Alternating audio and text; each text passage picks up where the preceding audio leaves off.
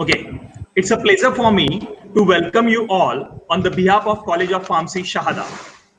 I welcome you all in this one-day national webinar of the pharmacology bearing a title, Recent Techniques in the Healthcare and Analysis of Clinical Trials. So first of all, I would like to invite our beloved Vice Principal, Honorable Dr. Javesh Patil Sir, for the introduction of our College of Pharmacy. Thus, giving a charge over to Honorable Dr. Javesh Patil Sir for introduction of our college.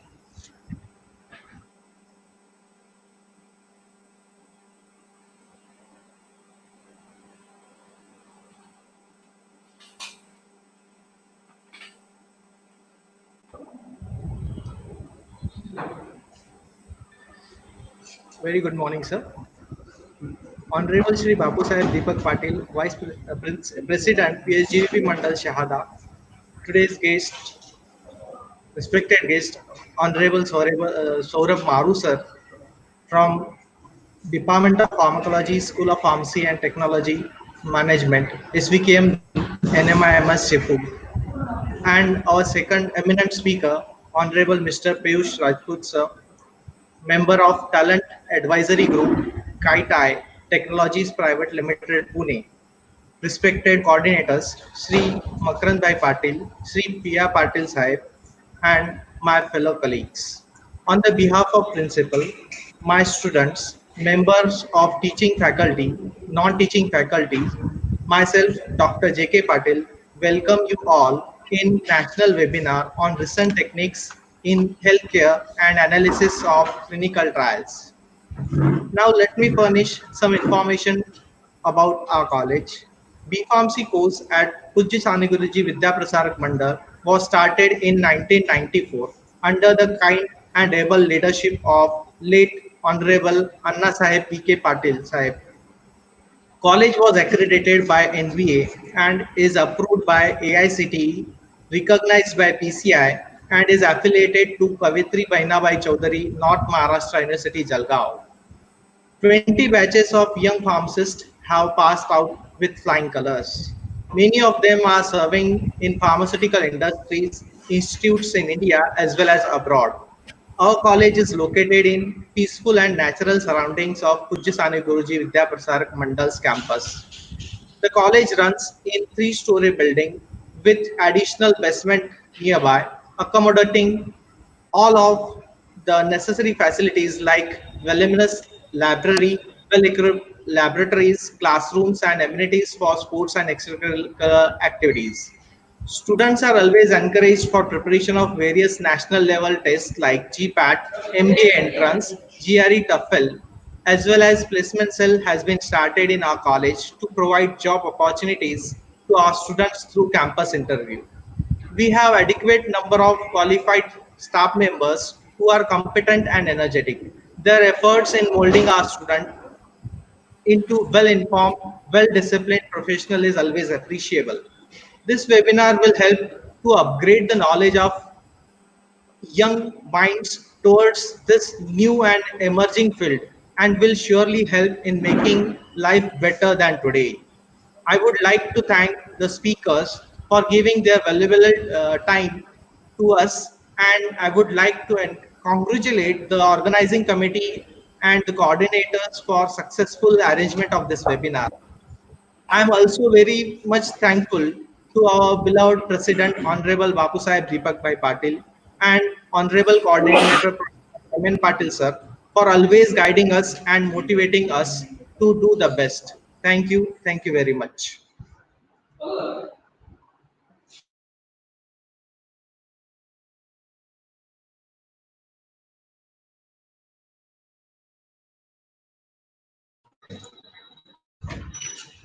Thank you, sir. Thank you very much. Now, I would like to invite Chief Coordinator of the today's event, Honorable Dr. Ghansham Chauhan, sir, for the introduction of our guest and the eminent speaker. So, I will hand over charge toward the Chief Coordinator of the today's event, Honorable Ghansham Chauhan, sir.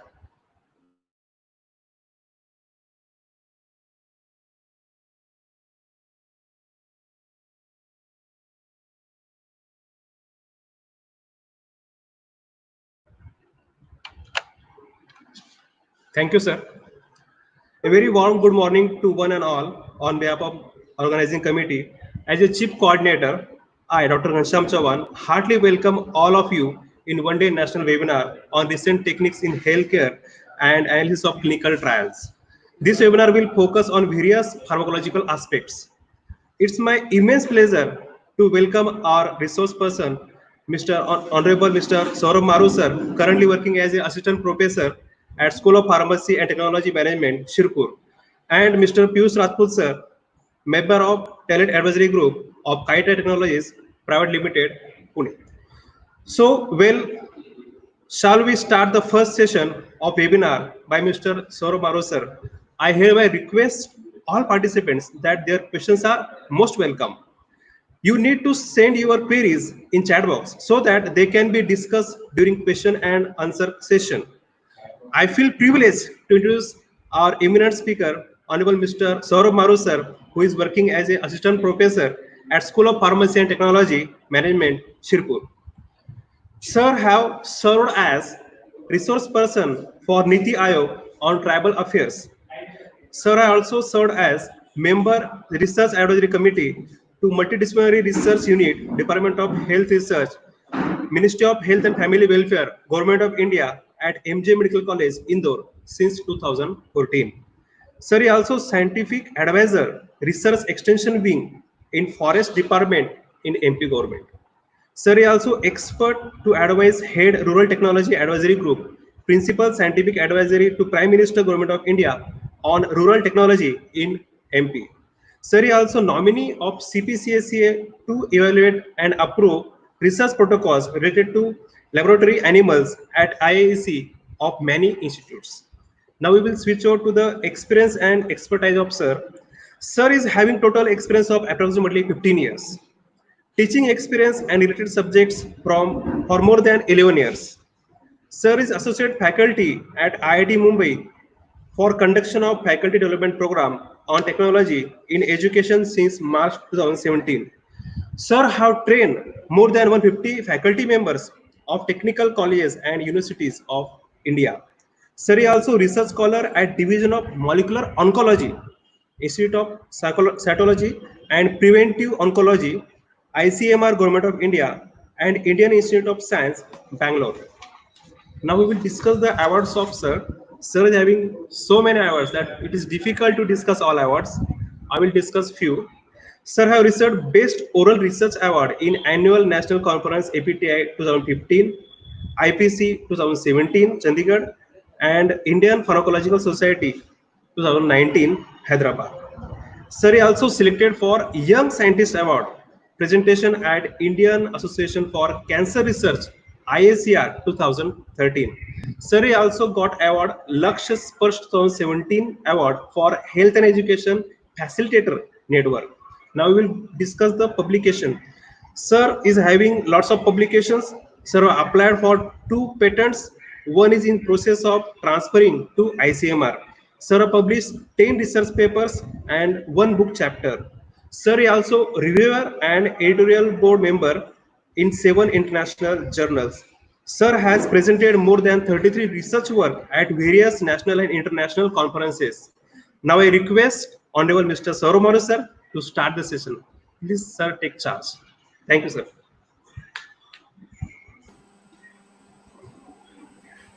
Thank you so much, sir.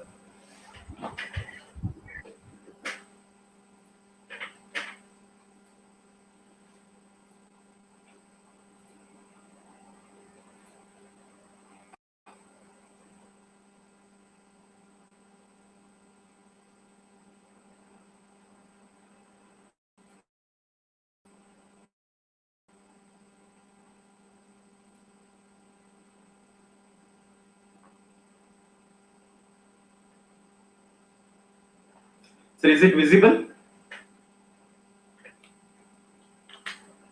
Yes, sir, it is visible. Sir, is it visible? Yeah, Yes, visible, sir. sir. Yes, sir. And I am audible properly. Yeah, Yes, yeah, sir, yeah. sir. Okay, okay. Thank you. Thank you so much. So, good morning, Okay. all of you.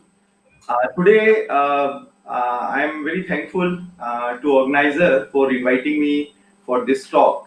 I am talking about the disruptive technologies in healthcare. So basically, you might have observed that there is number of things which are changing in the country all over the world, and that changing thing is basically facilitating the customers, and that thing is also making things affordable. So a huge change is observed even before the COVID, and even after the COVID, it has completely transformed. So many businesses has been vanished, and there is new businesses are in limelight. So I just want to focus few of the point in front of you, that there is a tectonic shift in the healthcare market, and even not in healthcare, everywhere in the world. And that tectonic shift has also affected the healthcare industry. So, many of these things I have gone through and studied, but I understood this completely when one of the articles shared by Dr. R.S. Gore to all of us here, and then I went through and I come across that what are the various things going on. So with this is vision, I come to know that what is the major transformation is going on throughout the world. A very notable thing which was there in that article is the appointment of Chief Information Officer and Chief Digital Officer at the MCure Pharmaceuticals, Mr. Amitabh Mishra. So this was like one of the posts which we never heard before. And why there is a need of a Chief Information Officer and Chief Digital Officer. So you can understand that there is some major changes going on in the pharmaceutical industry also.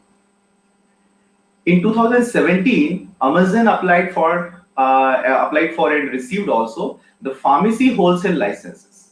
So the Amazon applied almost everywhere in US. It also applied in various other countries. So you can understand that the Amazon is one of the company which is selling the goods, but not the medicine. But now they are applying for the goods, and this Amazon is known for supplying online. So they perceived this long before that the things will go online, and that's why they initiated it well in advance.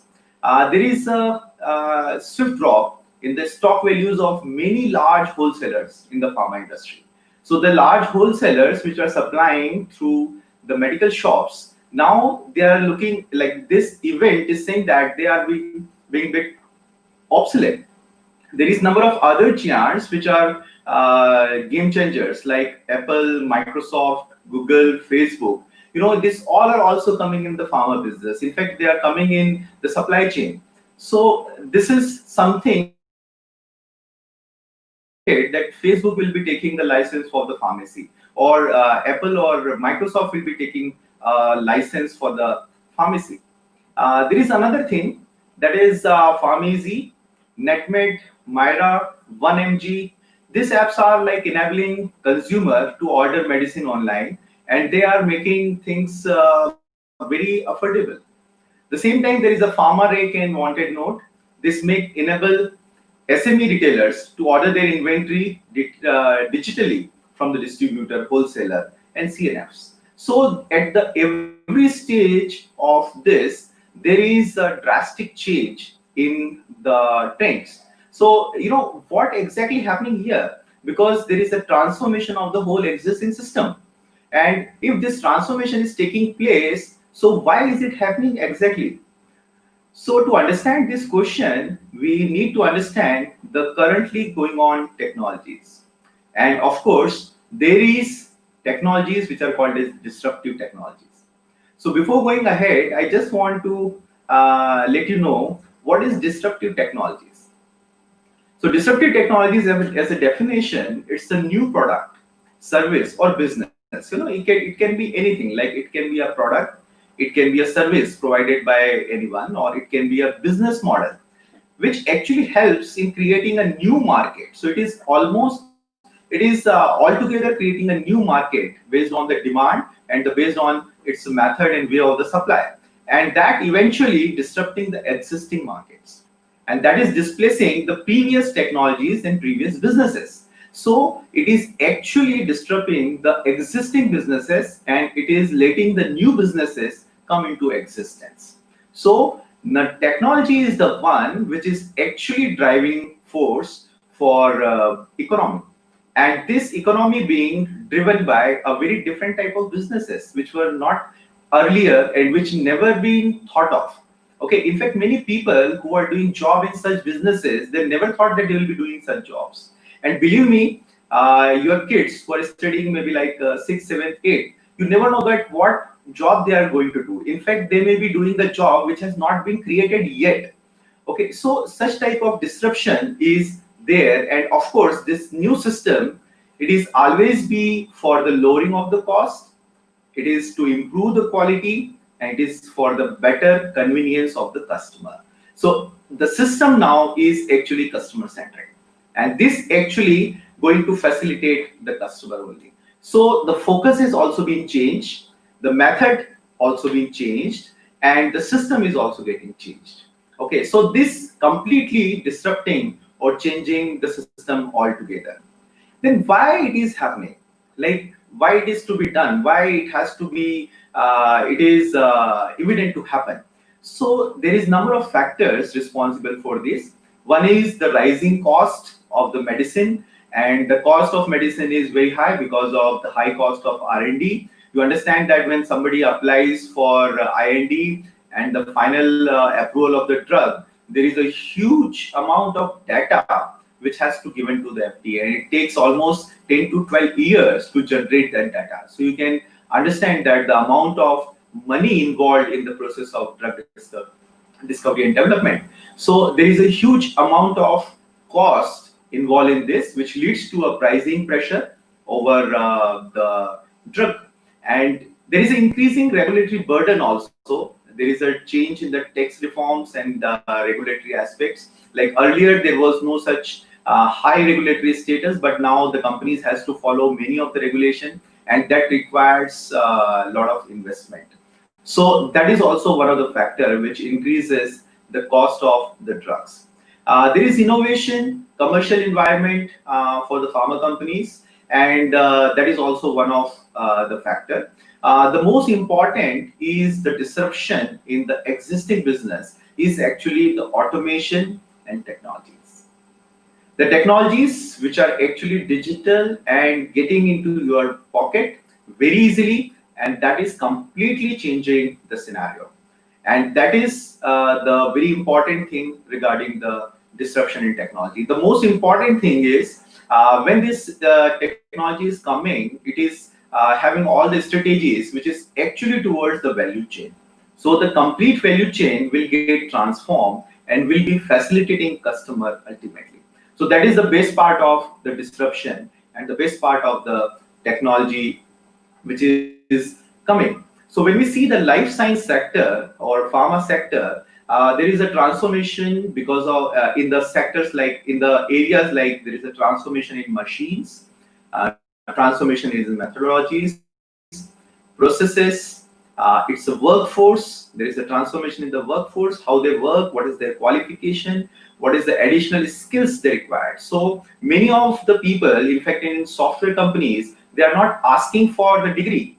Google is having more than 30% of the people who are not having a graduation degree, but they are having skills. So the complete system which were following earlier the degrees now following the skills. So there is a transformation in the workforce, and the most important is the psychology.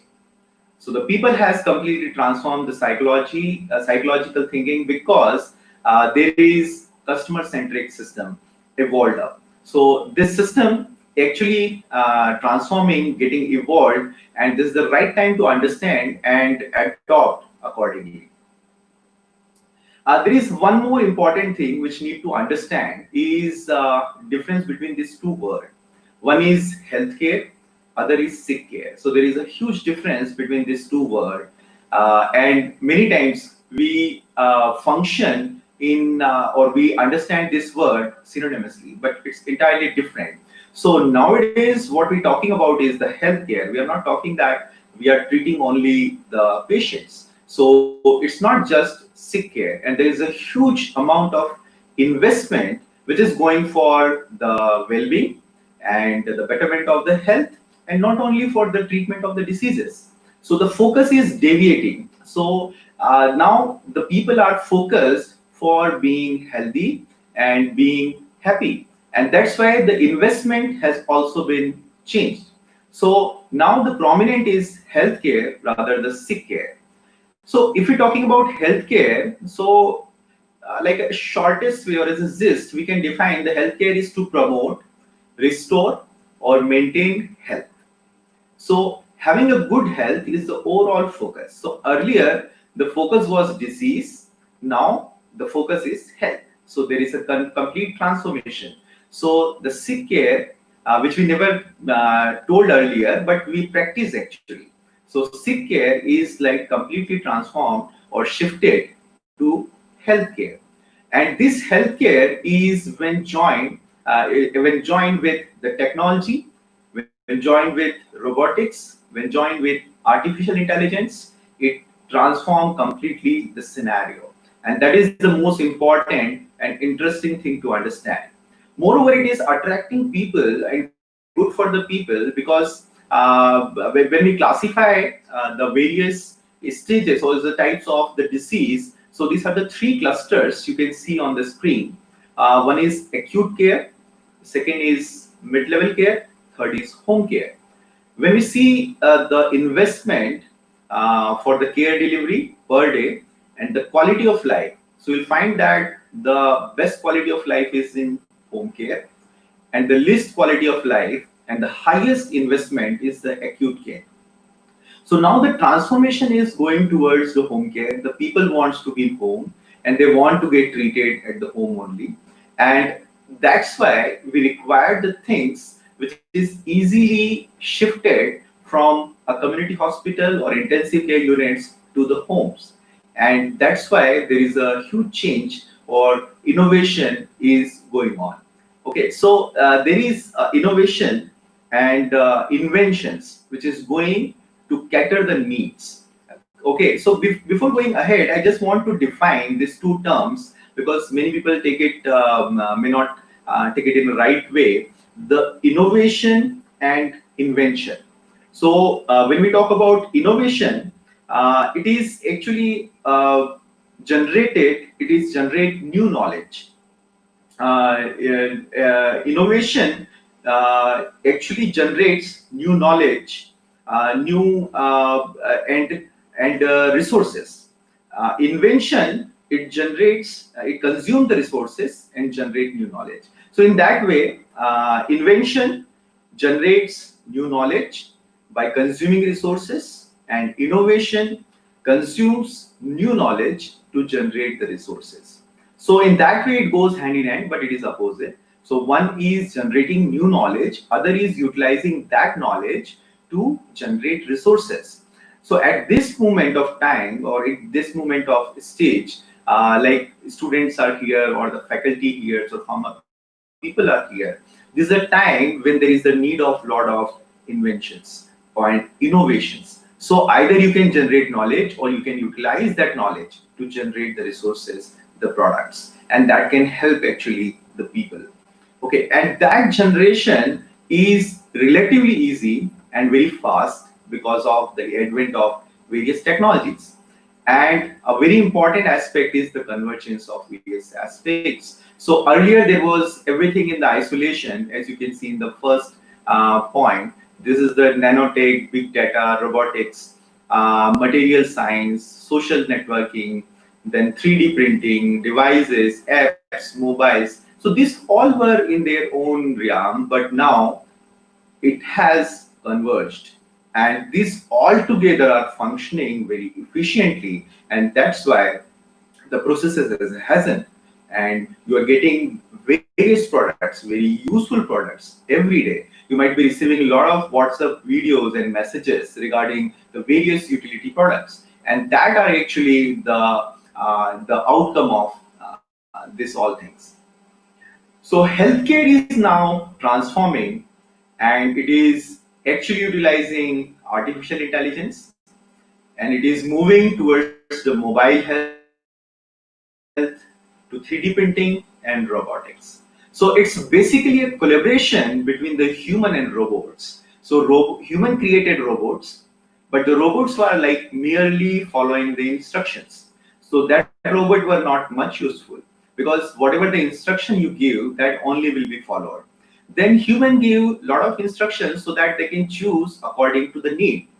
And after the advent of neural networks, neural networks is the same as the neurons which are present in humans. So that has been simulated, and the various parts and various points of that instrument or machine being fitted with the neurons, and that actually senses. And this sensors gives a lot of data, and based on the integration of that data with the involvement of artificial intelligence, and the subset of that is the machine learning and then deep learning, this made the machines intelligent enough to take various decisions.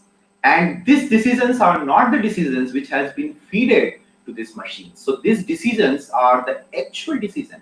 So earlier they had very fast speed, and now these machines are having innovations also, creativity also, and that creativity was earlier absent. So this has transformed all the aspects of the life.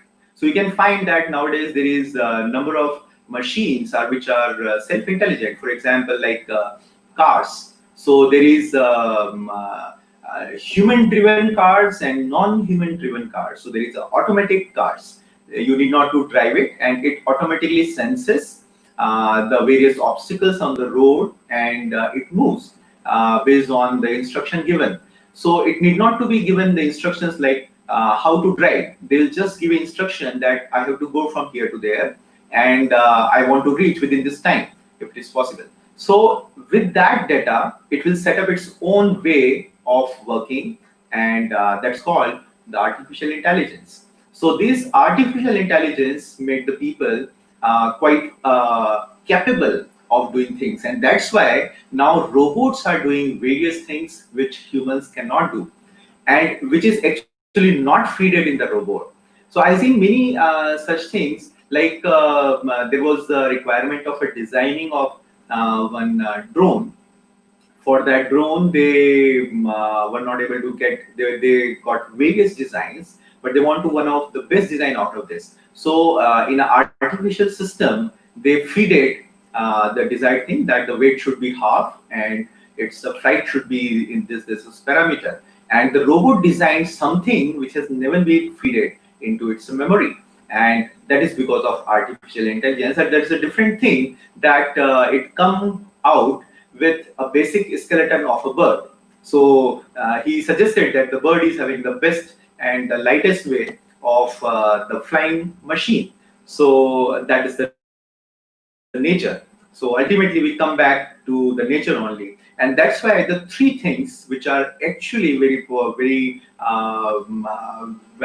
trained nowadays. So yesterday I listened to a lecture of a DST secretary, and he was also telling the same thing, that there is a three things which is very important. One is jugaad, dhanda, and panga. So he explained that the jugaad is basically how to do the things. So you should know the various different ways how to do the things, and that's where the AI can also help. Then dhanda is to continue a business or initiate new businesses. So whatever you are doing, you should have an entrepreneurship to start an enterprise and to do something which is deliverable to the society.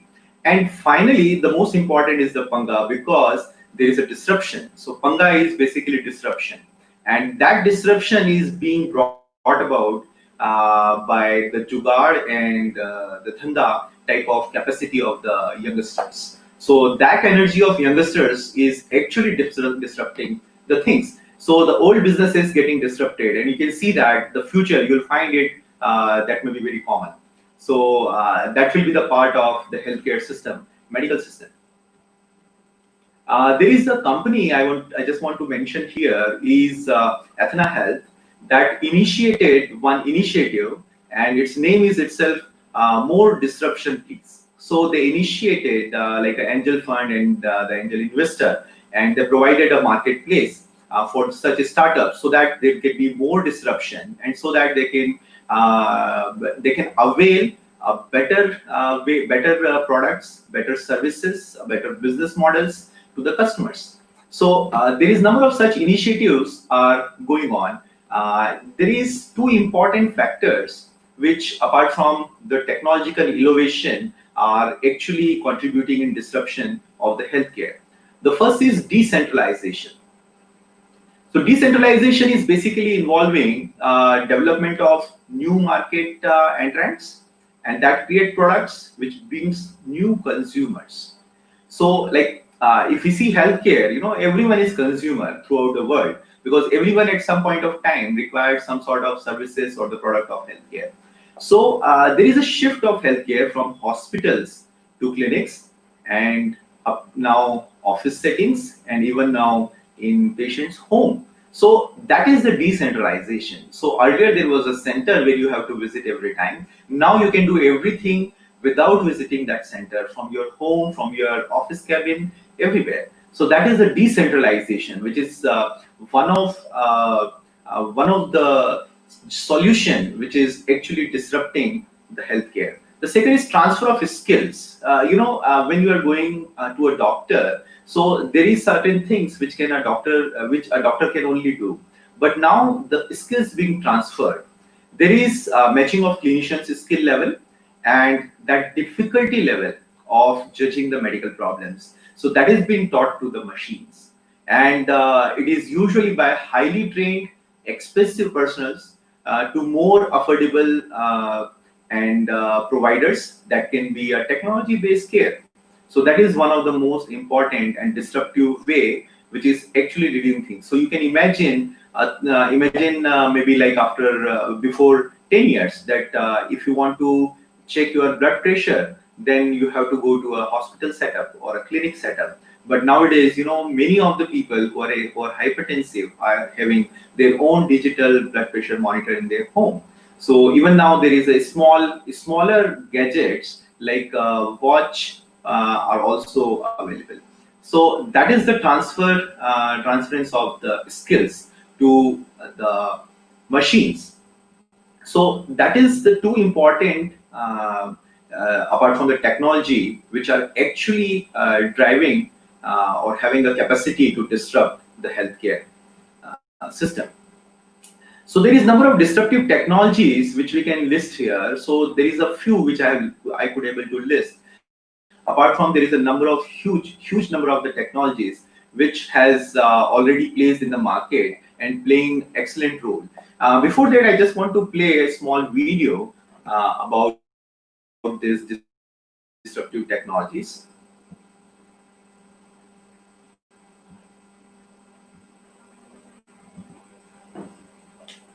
They're crushing the demand for pills, which is all the pharma industry is selling now. They are going to change their ways, or they will vanish. Here is how. This is Dr. Ameshko, and you're watching the channel of the medical future. The pharma industry is facing the greatest dangers of all time. First, this is an over-regulated industry because we need to make sure products are safe. Thus, it's slow to adopt innovation. The third reason is these companies do not really share data with each other in the ego information sharing. And the fourth point is they are selling pills, which is not enough anymore. They need integrated services with the pills, or again, with the bench. I thought I would collect the most important trends and technologies that are shaping the future of the pharma industry. Let's see. First, empowered patients. Empowered patients are conscious about their own condition management, and these patients want to take active part in managing their condition. Some patients even acquire or launch biotech companies to run their own clinical trials. One example is Solid Body Sciences, which was launched by the father of a patient who shared multiple history. What pharma will do with patients who can crowdsource the solutions for their health problems without their activities? The second is augmented and now we do descriptions of drugs and side effects on paper. Let's soon devices like Oculus Rift or Digitals or digital contact lenses, we will get more information, more three-dimensional virtual information down those drugs. We will see how they work in action. And this is what these technologies can bring to the pharma industry. Number three is really customized personalized medicine. Now we get drugs which were manufactured for millions of people. These are called blockbuster drugs. But genetically, they are quite different, or molecular makeup is absolutely different. So why not getting customized drugs? The patient can just go to a pharmacist and get the drug printed out on demand without pharma companies. It leads me to my fourth point, 3D printing. With 3D printers, we can print out customized prosthetics, medical equipment, biomaterials, and now drugs. Actually, the first 3D printed drug approved by the FDA was launched this summer in 2015 in epilepsy. And a Scottish group has been working on the methods to find a way to print out drugs on demand. That's going to disrupt the whole pharma industry. Number five is body sensors. In clinical trials, the success of the treatment depends on what kind of and how much data we can obtain from patients over a couple of years. Imagine using digital tattoos and body sensors to obtain any kind of health benefit and vital signs. So we can make really informed decisions based on the data. It leads to my sixth point, cognitive competence or artificial intelligence. By using supercomputers like IBM Watson, we could bring big data into the medical practice by making big decisions. It means that for the pharma industry, finally they will be able to run clinical trials in seconds instead of a decade or so, and not costing billions of dollars. But using supercomputers to analyze the virtual physiological molecules of people by using thousands of chemical molecules. That could be the end of the human experimentation. So all these trends have the potential to disrupt the pharma industry. And my point is, if you take an example like Nestle, the beverage company, they opened up a bench for food. They do not need a food ingredient now, but by the time you go, that company will have a whole branch with business models, experts, and actual products. So they are thinking ahead by looking at these technologies. That's the right kind. They asked me about what kind of trends can disrupt the industry, and they also asked me whether there is a chance for them to miss the so-called digital trend. And I told them there is no trend for this. Now there are spaceships to do. All these disruptive companies are changing the way the pharma industry is doing its job. And if they cannot change their method, if they cannot change the business models, they will just vanish. That's how simple it is. So I hope that pharma companies can be more open to innovation in a way that products are kept safe. Keep watching my videos to learn more about the future of medicine and stay up to date about the upcoming trends by reading my blog.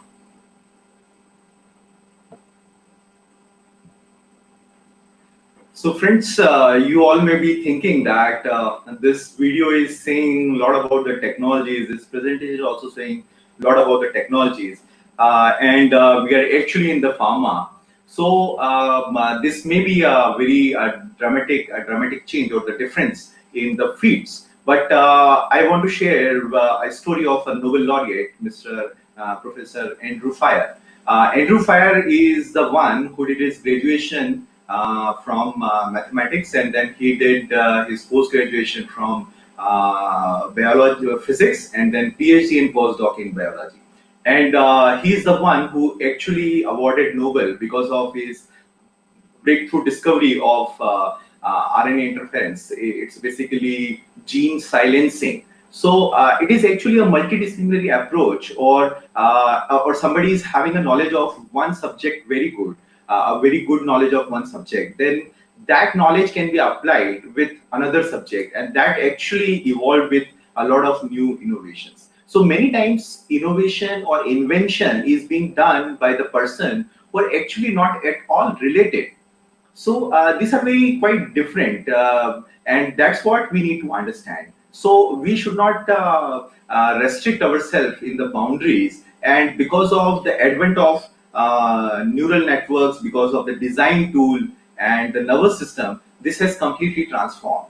And now the human is not a simple human, it is an augmented human, because we are having a very high capacity to work efficiently. For example, like I'm sitting here in a small cabin and I am talking to like more than 400, 500 people.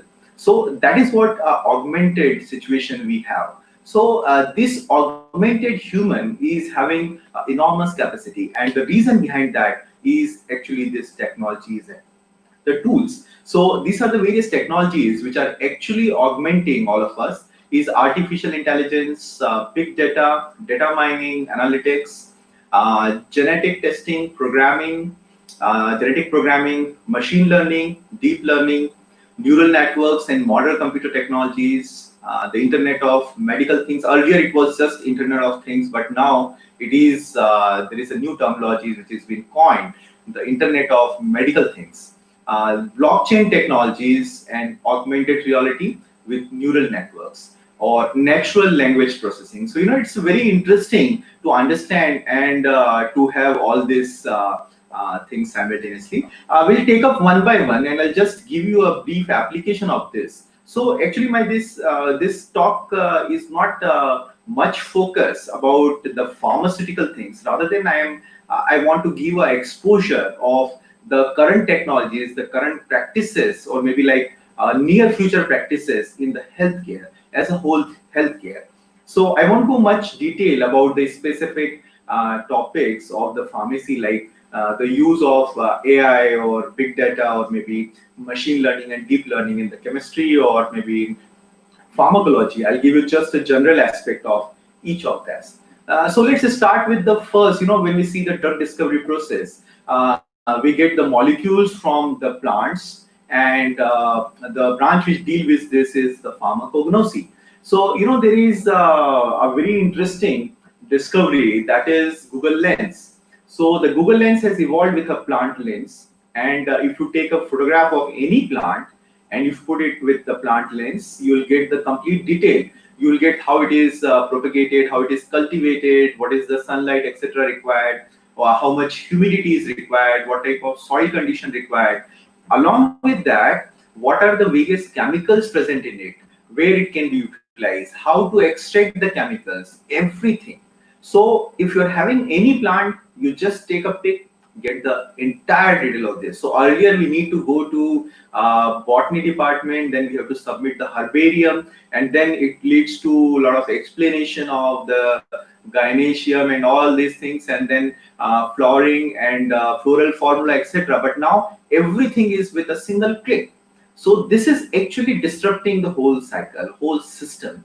Moreover, it is having the various other aspects also, like identification of plants, more than 60,000 species.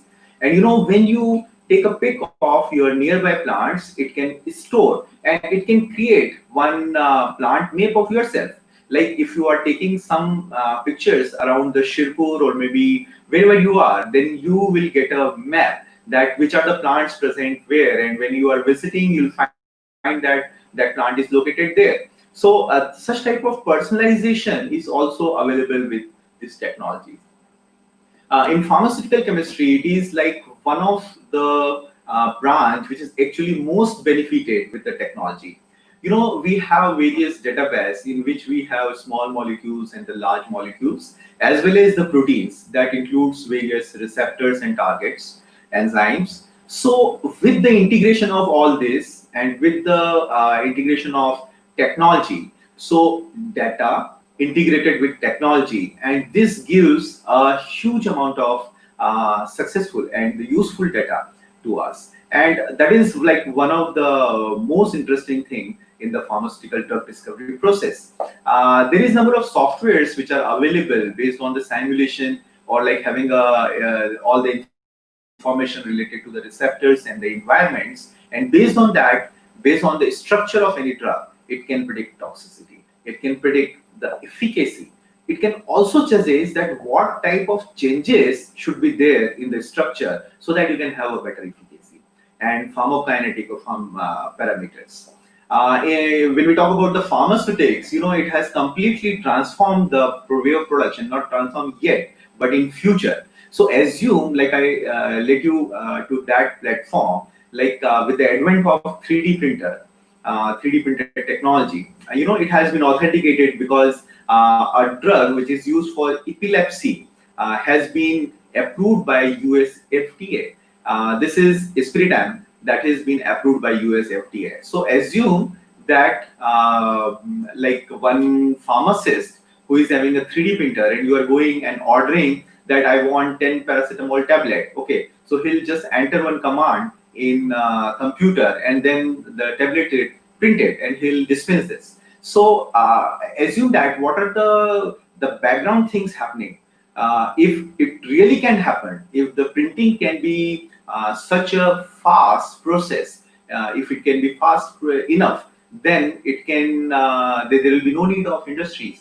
There may not be a requirement of such a huge machineries. There may not be requirement of such a huge long processes, investment, and that's why there may be a chance that the drug will become multiple fold cheaper and approachable, available at any point. So that is the disruption actually this technology is bringing. But unfortunately, at this moment, the printers are so slow, and it requires days together to print a single tablet. But with the advent of new approaches, it's certainly going to improve. Along with this, there is number of statistical softwares and the various other softwares for like QBD and like various other softwares which hasn't the formulation development process and the R&D processes. In pharmacology, the preclinical and clinical studies, if as the scientists are saying, it may be completely vanished. There is no need of doing this all the things because we can have such a promising system. Like if we inject a drug in that system, it will give to all the data, which actually going to be in clinical data.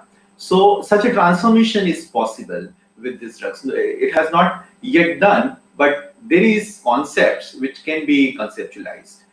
In fact, you all are aware that with the advent of computer and simulation, now there is no need of animal experimentation at the B-form level, no need of experimentation in the bio classes. So that has already been done. But in future, it may be that research will also will be happening through the in silico models rather than going to the in vivo models.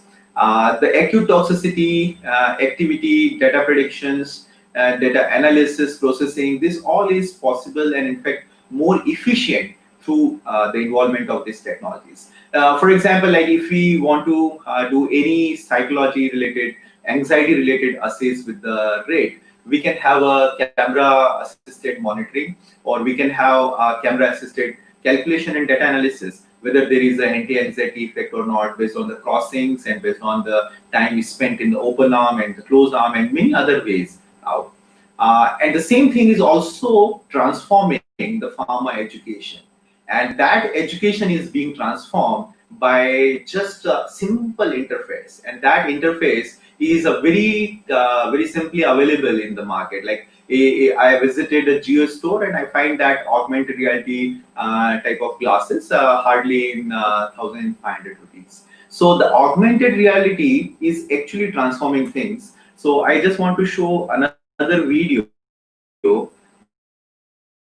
related giving a exposure that what augmented reality is and how it can actually contribute in the education.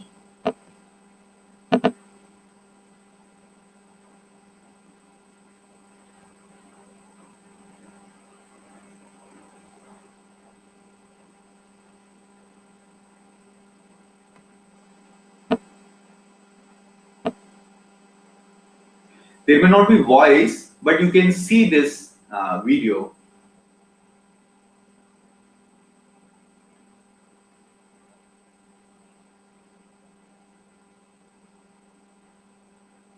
This is actually a publication,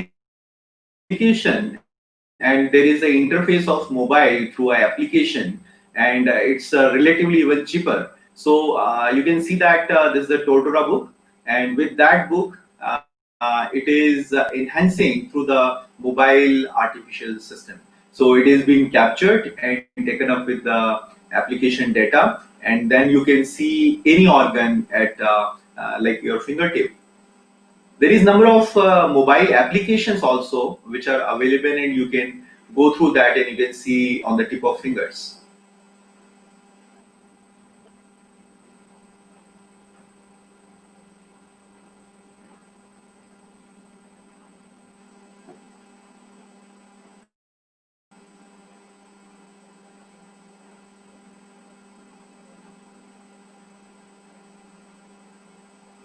So this guy is looking heart. So all the chambers and the parts of heart in a 3D sort of dimension. So that's how it can be observed with the use of a small cardboard sort of setting. So it's a very affordable way of teaching. These are the models. So this is HERT is uh, so it labels all the parts of the heart automatically.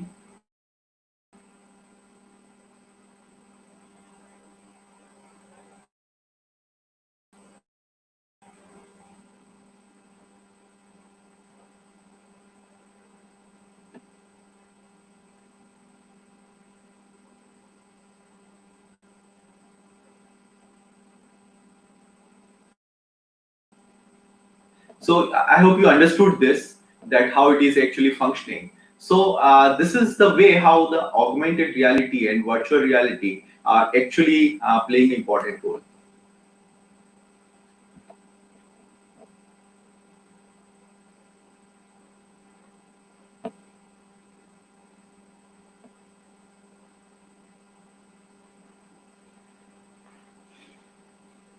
Uh, Sir, can you see my screen?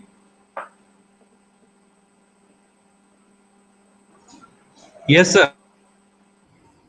So this pharma education is being transformed by the augmented reality, but it is yet to arrive at India in many of the institute. It has been started and it has been used, but soon it will be coming to everywhere. The gamification is another player, another thing which is going to be taking up the whole education industry.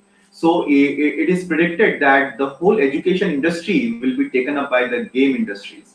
And you know why the game industries? You might have played various games. For example, take an example of Mario or PUBG or any of this game. So when you play at any stage, you may not be able to function properly, or you will not be able to play properly, and there will be lives. So you play and then you die, and then you again get the life, then again play, learn the things, and then you won't die with the same issue, but you may die with another issue. Then you learn this, and then again get a life. So likewise, with a small task, you complete the whole task.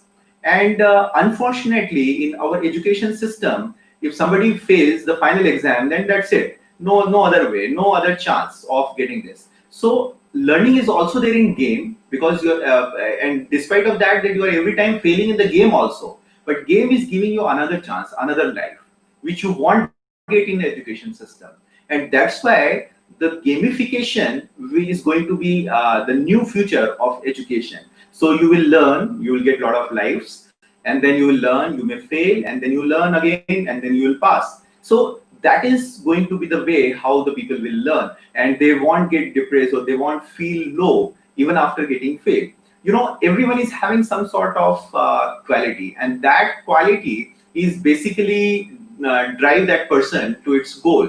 And every quality may be having its own importance. So you should strengthen your quality, and that quality will lead you to the desired goal. Then ICT tools, you all know that we are using one platform. Likewise, there is number of other platforms. There is various ways how the content can be delivered and the analysis can be done. So this interactive classroom teaching is being the future of the pharma education. So the technology is transforming this. So the future trends, if we see, this will include the empowered patients, gamifying of the health to transform the pharma companies. Then there'll be new realities, natural language processing, and the sequencing of genome. Then quantify self, like health data, wearable technologies. There is a huge transformation in the way because of the wearable technologies, 3D printing, etc. We'll see in the next part of the presentation. So the most important and interesting is the natural language processing. You enter something in the Google and it gives you the results like within fraction of the second. So in like point some milliseconds, it gives you thousands of the results. And now with the advent of this Alexa or maybe Siri and etc., it's just having additional capacity of processing the natural language. So these instruments can understand your language, and believe me that because of this change, because of this transformation, it has completely transformed many systems. I give you just an example of this natural language processing and how it is transforming the healthcare system. There is a platform called EDA, and that platform actually assess the patient real time and sends the data to the respective healthcare professional. You see that. Hi, I'm Sophie. I'm a mother of two, and I've been using Ada for several months. Ada is a very helpful personal health companion. When I'm at home, I usually use Ada via the Amazon Alexa. It allows me to get answers simply by talking to Alexa without even taking out my phone. Alexa, open Ada. Hi, I'm Ada. I'm lost.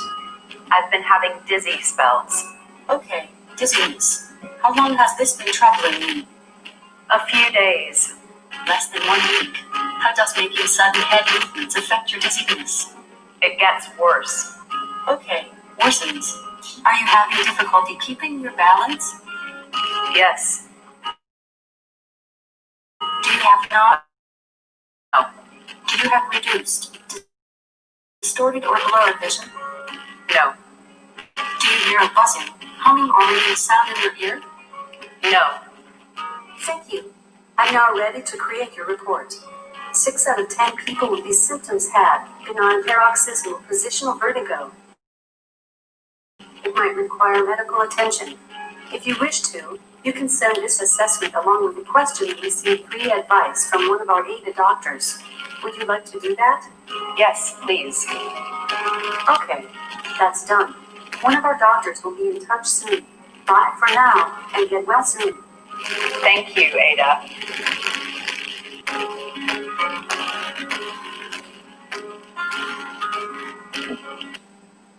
So this is just an example that if somebody is alone at the home and if there is no people around and if somebody suffers a medical situation, then they can talk with the EDA and EDA will send the medical report to nearby hospitals or the doctor, and the doctor will contact the person, and if it is required urgent medical supply through online system, it will supply the medication. Okay, so that's what been transformed by the natural language processing things. So that is one example. Then there is a number of wearable technologies available, and there is a number of ways how it can help the things. So like it can help in assisting various people like who are the blind, color blind, or hearing impairment or motor impairment. It can be helpful in the chronic diseases like diabetes, Alzheimer, epilepsy, Parkinson's, medical conditions like alcoholism, pregnancy monitoring, emergency responses, smoking cessation, mental health like bipolar disorders, depression, stress, etc. So this is a very wide application in our life, and it can improve considerably our lifestyle and day-to-day life. So there is number of such wearable sensors available. For example, there is a sensors for the swimmers. So it gives a complete detail about the swimmers. There is a sensors available with tennis racket. So it gives everything about how you should play and how it is going to be played and how much calorie has been burned with each of your smash. And this is really a very interesting variable. It is actually a small coin-like structure, and it is having a very small filament, and that filament enters into the skin, and it gives real-time data of the blood sugar level. So it gives blood sugar level data for almost 14 days. And based on that, you need to write your diet or whatever your routine is. And based on this, and after the merging of your routine and this data, doctor can say, or doctor can conclude that what are the things, what are the normal routine of your life should be changed. When you should eat, when you should not eat, and when you should sleep, and many other things like that. Now, the advanced technologies like lenses are also available. So there is a wearable eye lenses, and that eye lenses which can give a lot of information about the eye as well as the many other parameters of the human body. So when we see the evolution of this technology, so earlier it was buildable to movable to carryable, then wearable, and now insideables. So things can be inside your body. So it won't affect you in any way, and it will remain inside every time, and it will be keep on monitoring you, and it will keep on helping you. So likewise, there is a small implant. There is a lenses, and that pain lenses actually monitors glucose for the diabetic patient. So if you put a lens in eye, it will keep you giving the readings of your sugar level. So likewise, there is number of implants are available. In fact, these implants or if this wearables also gives you the various data related to your posture and your physical activities. So look at this, a very interesting discovery. Like it has to be attached at your back, and if there is a bend in your back, then it will give you information. It will give a vibration, and that's how you can keep yourself healthy and your backbone even better healthy situation. Now from wearable, from implantable to shockables and hearables, ringables, and it's unending discoveries. This is another very interesting discovery, which is about the breath analysis. And it's not just the breath analysis which police does at the traffic signal, but it's about diagnosis of lung cancer, tuberculosis, and many other type of diseases which are related to the lungs and the throat. So this sensors is having a sensors which actually been optimized for particular biomarkers. Augmented reality and virtual reality is also very important in the medical field for the diagnosis and for the treatment surgery of the patients. You can see this one of the way how to understand the blockages. So this is like one of the blockages, and then it has been stunted. So what is the difference is happening before and after that, and what is the flow? So earlier you can see there was flow was 0.6, now it is 97. So that's the difference we can easily observe by these technologies. This is the brain surgery is being done, and you can see that because of the specific camera which is fitted in the goggle of doctor, he can observe many of the things which is beyond the normal capacity. Now, going ahead, there is such type of facilities available with the glasses. So if you are standing in front of a glass, and if you give instruction like if I'm doing this much exercise a day, so what will be my status after maybe a month or maybe after a year? Or if I won't do and I will just cut the diet, then what will be the status? So it will show that. So if you're keeping a good exercise, then it will be the situation, and it can be in the same way also. Like if I want to put on the weight, so what should I do? So it will suggest you that how it is to be done. So that's how the things are happening. In fact, the similar thing has been utilized when there is an interaction of doctor virtually with the patient. Patient is interacting virtually with the doctor face to face, and then diagnosing, analyzing the status. The even the advanced discoveries like gene therapy, synthetic biology, nanomedicines, nanorobots. This is another very interesting discovery. In this, the gene testing is done. With this gene testing, you can find that what is your genetic makeup, what are the types of disease you are going to have, and when you are going to have. Like after the age of like 60, you may be having this disease, or maybe after the age of 30, if you are at the age of 10, you may be having myopathy. So the many type of this data can be analyzed at the doorstep itself, because you need just a small amount of blood to analyze this, and this is a plate on which you have to put a drop of blood, and then everything will be demystified. Ancestry can also be taken up. So this is just one of the example that the ancestry of this lady, it is like 47% Northwest European, 28% Chinese, 21% Southeast Asian, and that is the composition of the overall gene. So this is possible because of the Human Genome Project, which has done everything. And this was one of the cover page of the Time magazine, that at this age itself, the child can understand what are the disease going to happen, what is the type of best suitable profession that the child can pursue based on its genetic capacity. And the personalized medicine is actually the output of this genetic testing. So you can find out that what are the different diseases, about the diseases and the specific diseases. There is number of tools available like zebrafish and various other small animals like C. elegans. C. Cyanuretitis elegans is a small worm as small as like 1 mm, and it's a transparent worm, and that worm is having calculated number of cells. So 758, I think so. 758 cells, which also has nerve cells, kidney cells, stomach cells, brain cells, all these cells. And if you test a drug, or you can insert any sort of the gene, it can use the output. Okay, so that sort of technologies has been developed in the wet lab system also. And this is another very interesting discovery, that you take out your gene study, and then you can find out various secrets about you. Like you can know about the diet which suits you.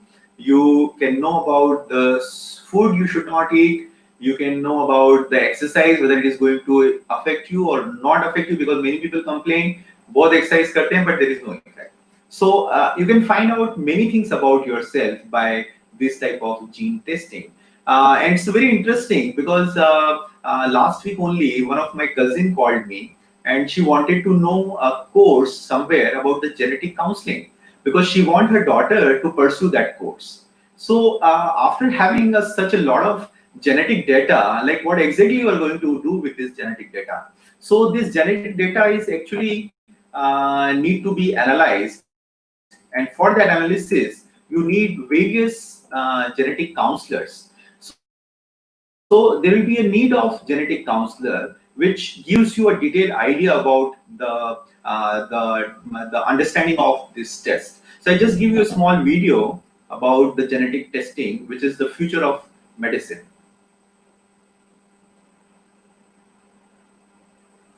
Shipping cost of one sample will be higher than actual sequencing.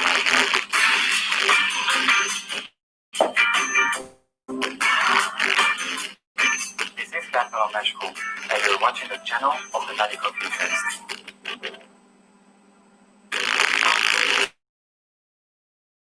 As a researcher in genetics, I have followed clone genetic tests online. They go to the website, they place the order. After some days, they receive the same tube like this one.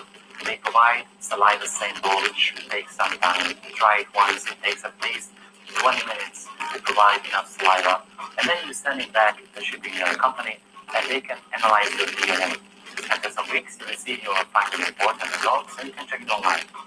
I've had 3 of these genomic tests with 3 different genetic companies in the US, and I have received 3 different results. So now this field has a lot to do, and it has to improve the service in order to be scientifically and medically really important and useful for the patients and the medical professionals.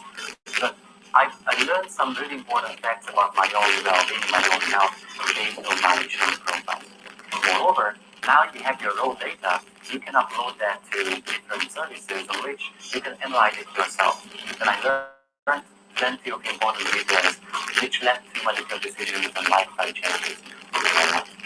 The real crucial issue here is that these discussed during the partnership, you can make medical decisions. If you have experience with using genomic tests, please share those in the Facebook page of the radical futurists.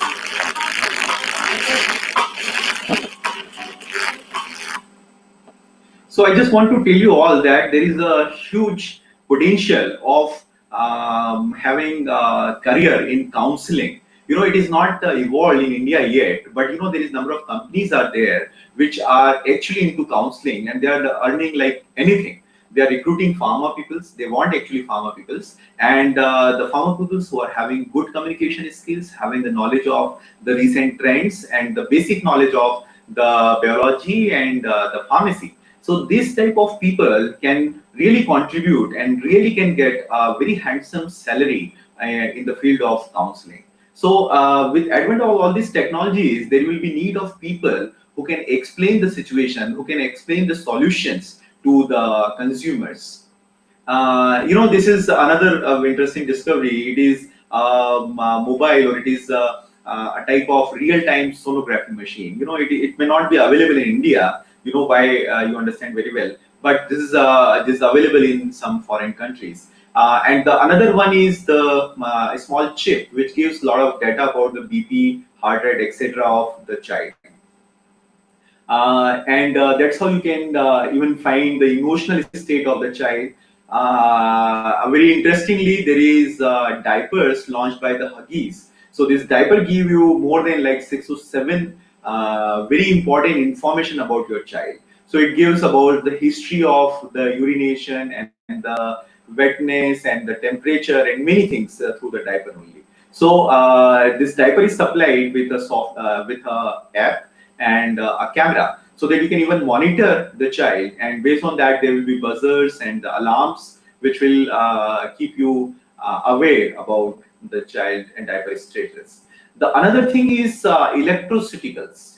Through the small robots and through the electricity, a small charge, you can treat many of the diseases. So chronic pain to many other diseases which are specifically related to the nervous system or muscles can be treated, and many of the research is going on this field also. This is one of the simple application like sleep apnea, so it can be relieved by a small gadget which can affect this. And there is a contraceptive implants which are actually remotely controlled. That means whenever it is required, then it can be done. The only thing you need to be careful that someone should not hack it, otherwise it will fail. These are mobile sonography machines. So you can see that it's just a small mobile phone. It can be in pocket. So a sonography machine in pocket. These are the implants which are actually assisted with the robotics. So these robotic implants which makes the people capable to do anything which they could not do. These are the various other type of prosthetics which can be which may be 3D printed or which can available by manufacturing. So you do not to have the earlier type of plasters, rather than you can have such type of small things. There is a lot of thing has been done in the supply chain, especially at the remote area. This is one of the initiative which has been actually collaborated with the government of India, and they are actually aspiring to spread this throughout the India. They started with Jammu and Kashmir at this moment. They have designed one small kit, and that small kit can test more than 40 tests, and that is just in a fraction of minutes. So if a pregnant woman somewhere there in a remote area, so a person can reach there, or the ANM of that area or ASHA worker of that area may be supplied with this kit with a small training, and they can test this and then can immediately send the result to the any place in the world. So that is the way which is actually transforming the earlier things, because the earlier graph requiring almost 20 to 30 days, now it is just a fraction of 40 minutes which can transfer the data.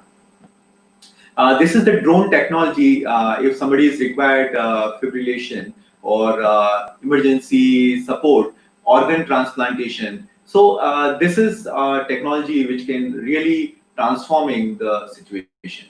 So this is about the various technologies which are actually existing in the world, existing and which are actually being practiced. And some of the technologies are also present in India, or maybe present in maybe next year. So here, I just want to give you a brief idea that what are the various things or the technologies we are actually practicing or doing in the NMIMS Shirpur campus. So that is one of the interesting thing I just want to showcase you.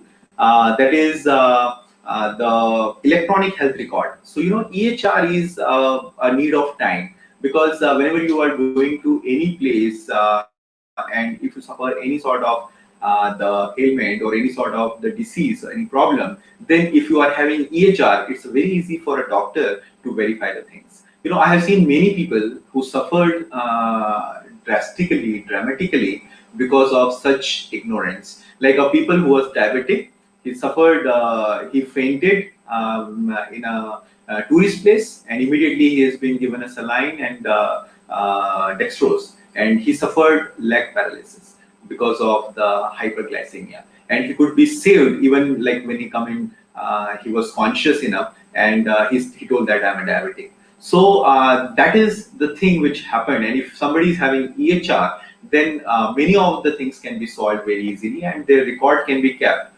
for many of the things like insurance and for the treatment, and for keeping the proper alarms, so that when to take the medication and how to take the medication, and if there is a contradiction in having two medication, if two doctors are prescribing, if there's a polypharmacy type of problem. So the complete portal is being developed at the NMIMS.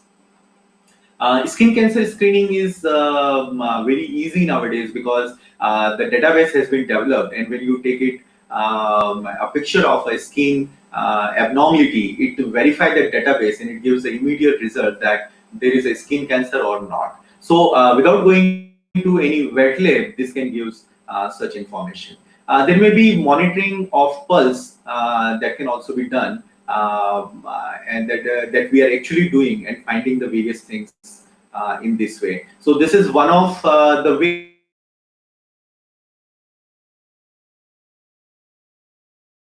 is in the fraction of 5 to 6 seconds. If I sit in front of that camera, it will analyze my breath rate and the pulse rate. So that sort of modules are there. And this is the detail about this project. This is another very interesting project in which there is a voice modulation, voice analysis is there. With our voice, this is coming through various skeletal muscles, and that skeletal muscles mold in a particular fashion, and that's why a particular voice is developed, and that requires number of skeletal muscles throughout a certain area, like oral and throat area. So if there is certain disease, this disease affects this, and that will leads to a development of characteristics signals, and that signals can be identified from the voice, and based on that, the diagnosis can be done. There is more than 30 diseases which can easily be diagnosed by the voice sampling. This includes the Parkinson's disease, tuberculosis disease. This is the example that the voice samples of the various people has been taken, and the various patients of Parkinson's has been taken. And we found that there is a characteristic type of frequencies which are present in Parkinson's patient, but not in the other patients. So in that way, we can diagnose, or we can make a preliminary screening that the person may be having Parkinson's disease in future, even in future when there is no such symptoms are present. There is cardiac functioning, tuberculosis can also be diagnosed by the voice sampling. So that we are doing in NMIMS. There is a telediagnosis of infectious disease. If there is an infection happen, you can breathe out through a system, and that system will send the data to another system, a server, and that server transfer data for the better analysis and confirms whether there is such infections or not. So this is like one of a very interesting way how we can find out, or maybe if it is possible, to the corona situation. Then fatigue measurement can also be done with a small gadget, and this is like a headphone. So it actually analyzes the nerves which are present at the both side and the central point, and based on that, it gives the idea that if the patient is suffering from a fatigue or like feeling sleepy, if somebody is driving and using this, then it will be very useful, because when somebody is feeling sleepy, it can vibrate and let the people not undergo any accident. Then there is movement sensor, which actually analyze the movement, and based on the gesture, sign, walk, it starts recording many things. So it is movement sensor which has been developed here, and there is sensory gloves, which is undergoing in the process. There is a neural network attached here with, and so that it may be having a lot of intelligence compared to the other things. These are the 3D printed organs which we have printed in NMIMS Shivpur campus only. So you can see that these are the tablets, though these tablets are printed of polymer, not the actual material.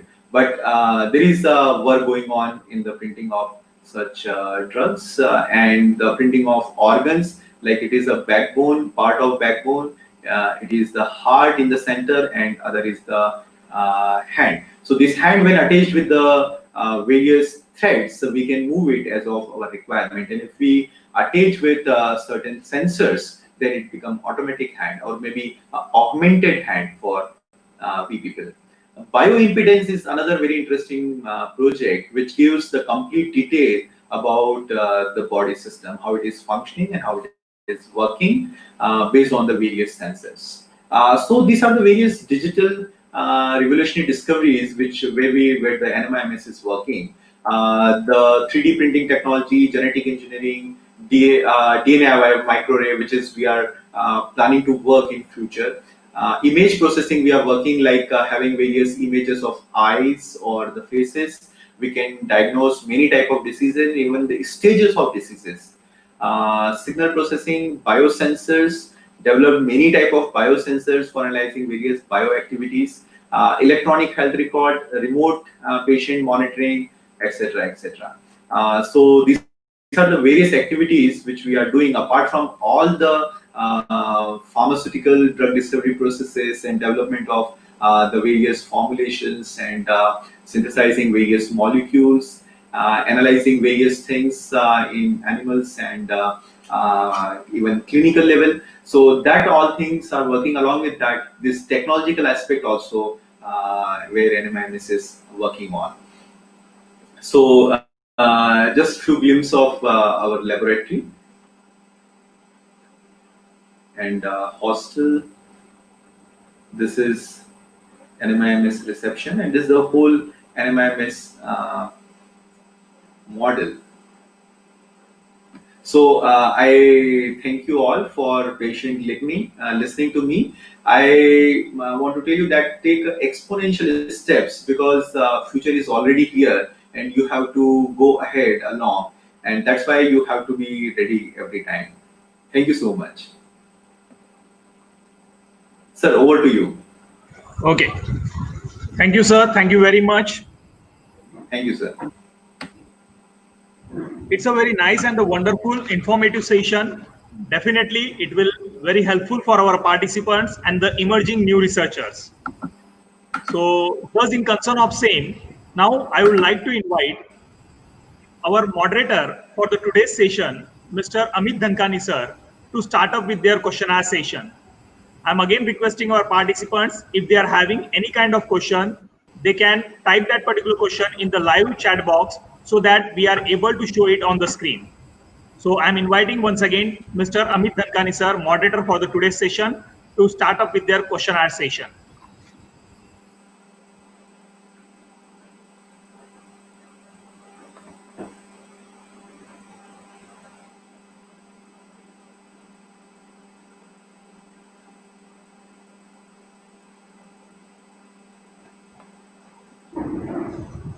A very warm good morning to all, and thanks to Dr. Saurabh Maru sir for such a nice and informative session.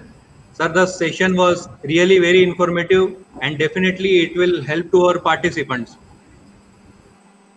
However, you focused on destructive technologies You also explained nicely about the platform of innovation for new researchers.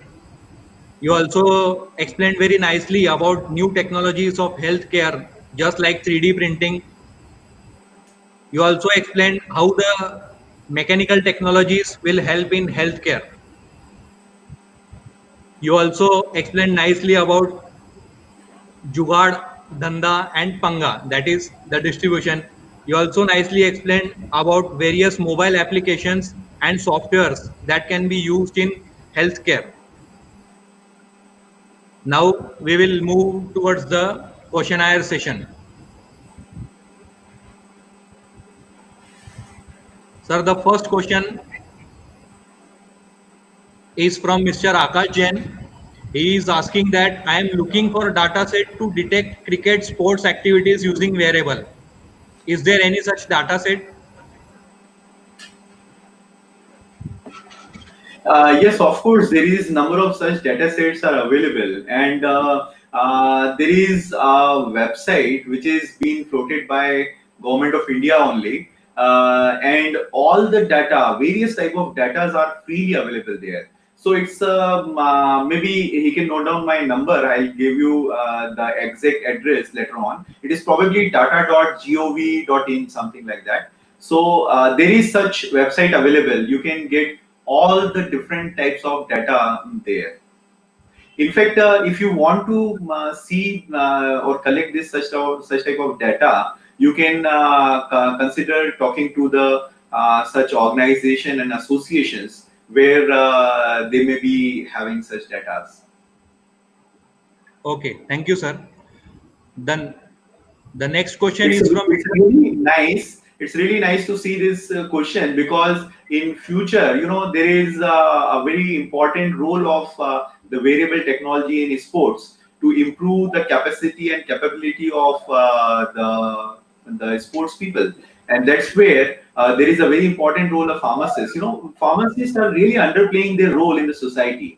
They are having a huge potential, and they are having a greater knowledge compared to the many other skilled people. So their skill is really underutilized, especially in counseling, especially in the diverse field. So the people should try in the fields where they have not explored for the job prospects. So this is good to hear that somebody is interested in sport related data for the wearable technologies. Good. yes, sir, definitely. The next question is from Mr. Akash Jain.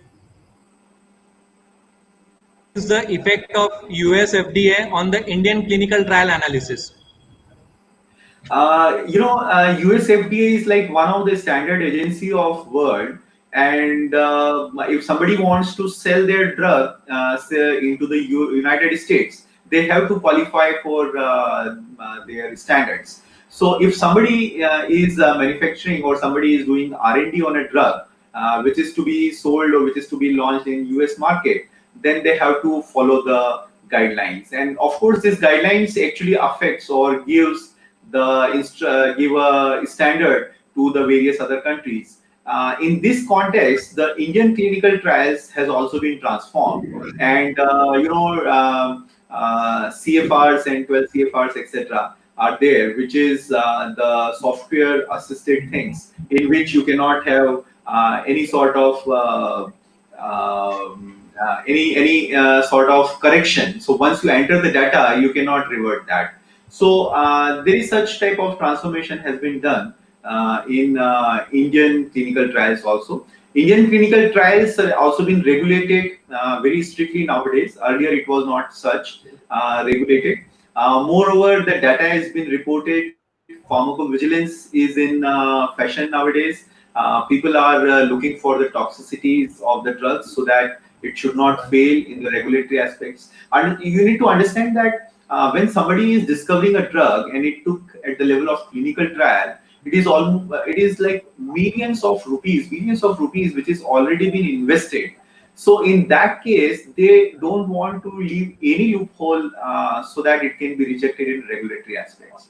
Lupin has launched one drug, and because of a very small regulatory issue, they failed. So such type of things should not happen, and that's why the clinical trials and its analysis has been highly regulated and transformed because of the various such agencies. Thank you, sir. The next question is by Mr. Rakesh Muta. He is asking that please suggest some apps useful for self-health analysis. So there is a number of apps available. For example, there is a app which counts the steps, so step count, and which gives you idea of the overall calorie burn. So with a limited amount of sensors available in your mobile, you can use that app. Apart from this, there is number of apps available which take up the data like the diet, the food you are taking, the type of food you are taking, and based on that they suggest your health and the daily routine. So these are the various apps which can be used, and there is a huge number of apps available for that. So having a single app may not suffice the need of any person. So step count and is one of the good app for this. In fact, MI is not MI, and the other companies also are having. Apple is having the app, which is having the complete detail of you, which you keep on feeding maybe for 2-3 months, and after that it will start suggesting you that what you should do so that you can be a healthy person. So such apps are available. I have seen many apps which are functional, especially in Mumbai. When you don't want to visit a doctor, they will consult you online. So it will charge you maybe like 100 to 300 rupees depending upon the type of doctor, and it's credit rank like based on the feedback of the customer. And you can initially give the complete detail to the doctor, and then doctor will suggest. And if it works, then it's fine. And then if it is not working, then you can visit the doctor. So likewise, such type of apps are also available. Many of my friends in Mumbai are using this, and they are really getting benefited by such apps. And the subscription charges for some of these apps are from 2,000 to 15,000.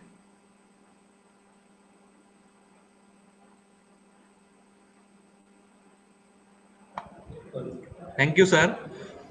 The next question is from Mr. Mukund Urade. He is asking the use of these technologies regarding vitamin status of our body. Actually, there has been development of certain tests for analysis of vitamin, but still it is in process, and I don't find this at the ground level, at least in India. But soon there will be tests which will be taking just a drop of blood, and will be giving a detailed information about the deficiency of the nutrients as well as the any parameter of the body. So that test will be soon available, because it is inevitable to stop such technology. It is bound to come and overcome the existing redundant type of technologies. Okay. The next question is from Mr. Fahim Patel. He is asking about the future trends of genome sequencing at home only. Can you please tell us something about that? It is already been practiced in many countries, because what you already seen in a video, that video is almost 2 or 2 year old, and in that video they are showing that how they can do the sequencing. So in fact, the sequencing of the whole genome was done in 2001, and after that a complete the continuous efforts been done, and it has been successful now. You can give saliva sample, you can give the blood sample, and based on that samples, the complete the ancestry of person can be given. The person will also be informed with the various type of diseases for which the person is susceptible, and based on the genetic makeup, what are the diet and what are the various practices required for that particular person. So that is possible, and I hope that it will be soon available in India also. There may be an issue of affordability, but I don't think that such type of test will be like even costlier than maybe like 30,000 or 40,000. Thank you, sir. The next question is from Miss Pallavi Khalane. She is asking that how does this advanced techniques affect the scope of pharma sector? It's a very interesting question. Why it is interesting? Because many of people see it as a threat to their jobs and to the pharma sector. But in another way, I say that it is actually improving the collaboration of a patient with the doctor, a patient with the pharmacist, and that's how it is actually augmenting human. I say it. I always say that the technology is augmenting human, and that's why we are getting strengthened.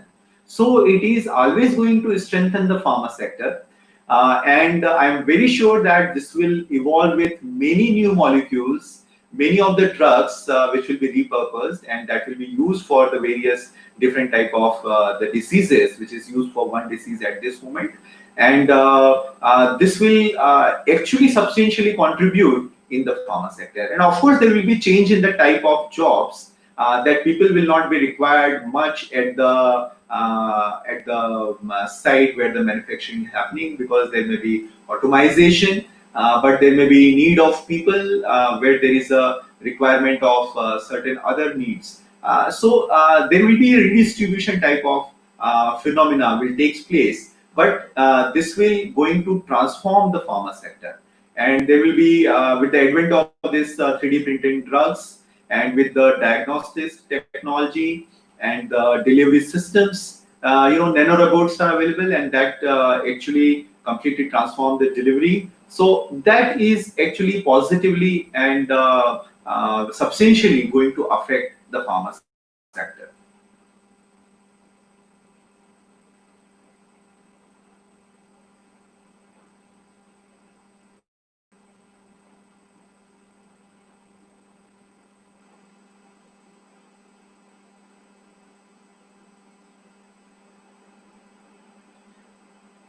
So I can't hear you, though I can read this question. Am I audible? Sir, am I audible? Yes, yes, sir. You are audible. Okay. Sir, this is You were not audible earlier, but now I can hear you. yes. Very interesting question, Mr. Nandan. And it's really need of time that we should understand this. And I don't know whether you observe or not that if you are entering, because whenever we are entering in NMIMS, there will be a guard taking one gun in hand, and that gun is basically a IR sensor which is measuring the temperature. So you did not to touch the person so that the disease will not spread, and you not touch the same thing to other persons so that it won't be spreading among the society. And this is like one of the very preliminary example which I am giving, which actually helping in this pandemic. And such type of technology available in Shirpur. It is available in Shirpur and the many other places people are using. In fact, whosoever is thinking of having a screening, they are going for such type of sensor-based thermal screeners. There is availability of the stethoscopes. Stethoscopes is usually having one connection with the doctor and another with the patient. So there is a requirement of a considerable closeness in the patient doctor. But nowadays there is a sensor based stethoscope is available. It is just like a small pot, and you have to just touch near to your chest, and digitally it will give you all the information, heartbeat and everything. So the doctor will read it with a distance of even 5 feet, 6 feet, and the understand that what's there. So this is just a preliminary example, and if you go in advanced technologies, it can be huge importance and helpfulness in dealing with such pandemics. I had a lot of issues with my mother's health, and I had an online interaction with the doctor, and he understood the whole situation and prescribed me drug. And I ordered it online, and the person delivered me that drug at my doorstep. So this is the technology only, and that's what we have done in this pandemic only. Thank you, sir. Thank you very much. The session was very informative. Now, I would like to hand over the session to Dr. Gansham Chauhan for next session. Thank you so much. Thank you so much for giving me opportunity to have an interaction with all of you. Thank you, sir.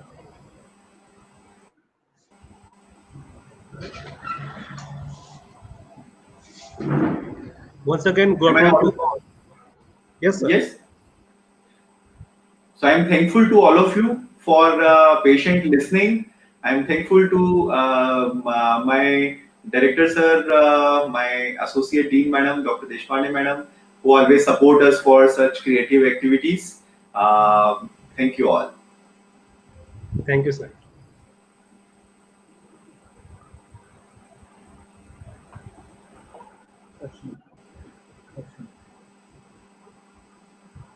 Should I stop sharing my screen? Yes, sir. Yes, sir. Please. Once again, good afternoon to all the participants after such mind-blowing session of our first speaker. Now it's time to introduce our second eminent speaker, Honorable Mr. Piyush Rajput sir. Piyush Rajput sir is member of Talent Advisory Group of Kite Eye Technologies Private Limited. His aim to connect with potential talent in the market and make them aware about the different career avenues related to their profile and domain. He helped companies to identify talent which is industry ready and contribute to their recruitment needs. He bridges the gap between industry and institutes by bringing and building industry talent. He have more than 12 years of experience across multiple domains like banking, timeshare, staffing, and clinical at different roles from analytics, management, recruitment, and talent development. He has been on both sides of table as he has recruited for big companies and also trained individuals for such companies. This has helped him to understand the needs and requirements of corporate as well as of the individuals. He is management graduate from Symbiosis and working in clinical analytics domain for past 5 years. He is drummer and have strong liking for classic rocks.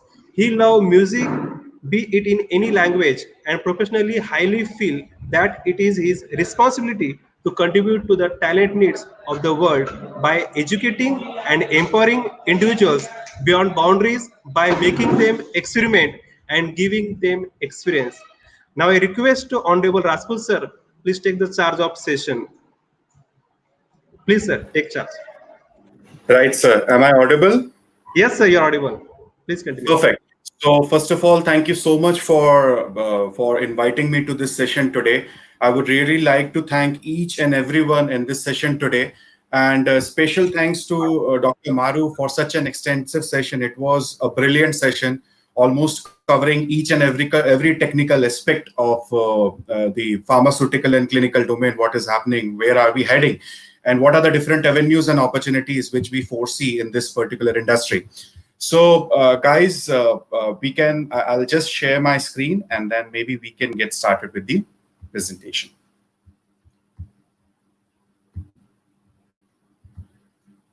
Just let me know once you're able to see my screen, sir. Not yet, sir. Yeah.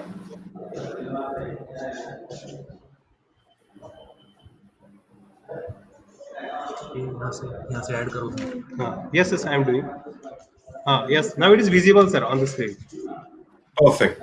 Okay. Yes, So first of all, I welcome you all to the webinar today, and I hope that you are there at your home, you are safe, and I believe that you continue to practice the social distancing, you maintain the hygiene, take proper precaution, and be approachable in case of any emergency. And I hope that you have all the health in your favor, and we very soon as a as human beings should be able to come over this difficult times, because in today I'm going to talk about analytics in clinical trials, which is one of the most talked about technologies, which is one of the most talked about things in pharmaceutical and clinical domain at this point of time, because on one end we hear a lot about analytics. When we talk about analytics, we hear a lot about data science, machine learning, artificial intelligence, deep learning, neural networks, website intelligence, data gathering, and all those things, data warehousing. On the other hand, we have heard about this term clinical trials a lot. We have been hearing about clinical trials for almost past 4 months a lot, mostly because of COVID-19 trials which are undergoing. So today I'm going to talk about one of the career opportunities or career avenues that you have, or rather, which is there in front of you for being a professional analytics or analytics professional, particularly related to your domain, which is clinical trial domains. So Dr. Baru actually comprehensively covered the different aspects of technologies, the disruptive technologies, how this paradigm shift is happening in clinical industry, or rather in any of the industry and domains that we talk about today. So you can consider that this is just an extension, and rather I'm trying to narrow it down to one of the career opportunities that is there in front of you. And this particular session, is going to be for an hour's time or so. So I hope I hope I'm able to answer your questions. And during this webinar, I would request all of you to put your mics on mute. And if you have your questions, we can certainly have a question answer session at the end of this, at the end of my session. And please understand that here I'm trying to give you an overview. So I would not try to dig deep to any of the domain related or technical concepts, because we can have a separate time allocated for that in future maybe. But at this point of time, I'm just giving an overview session, which is going to bridge the understanding about the technology, the career avenue, and how is it going to be a good career option for you, right? And certainly if you have any questions which I'm not able to answer at this point of time, it can be for any reason, shortage of time, or maybe some questions probably which I am not aware of. So we always have an avenue open. You can reach out to the organizers today. And also, if you would like to know more, or if you have any questions that I'm not able to answer here today, you can certainly write back to us at learning@kiteai.com. Right. So guys, what is the agenda for today? I'm going to talk about few terminologies that we use in clinical industry. We will talk about, I'm just going to give you an overview of clinical research and clinical trial process. I'll introduce you to one of the analytics part in this clinical trial process, that is clinical analytics. We are going to discuss about how the career is evolving in this clinical analytics as a profession or as a career. Then role of Kite AI is certainly that we can be discussed, but today we do not have time to conduct a demo session, so maybe we can do it someday later if we have an opportunity to do so. We all are aware about different traditional career pathways that people would, or the candidates, the graduates or undergraduates like to pursue once they complete their education. Some want to have, find avenues or career avenues in production, quality control, quality assurance. Some of them want to be in product lifecycle management in production. Some want to be clinical research coordinator at hospital level. Some wants to, explore careers in clinical data management, clinical record management. As Dr. Maru mentioned, that there is a lot of word going around pharmacovigilance that is also coming up at one of a wonderful opportunity that people would like, or are the students like to pursue.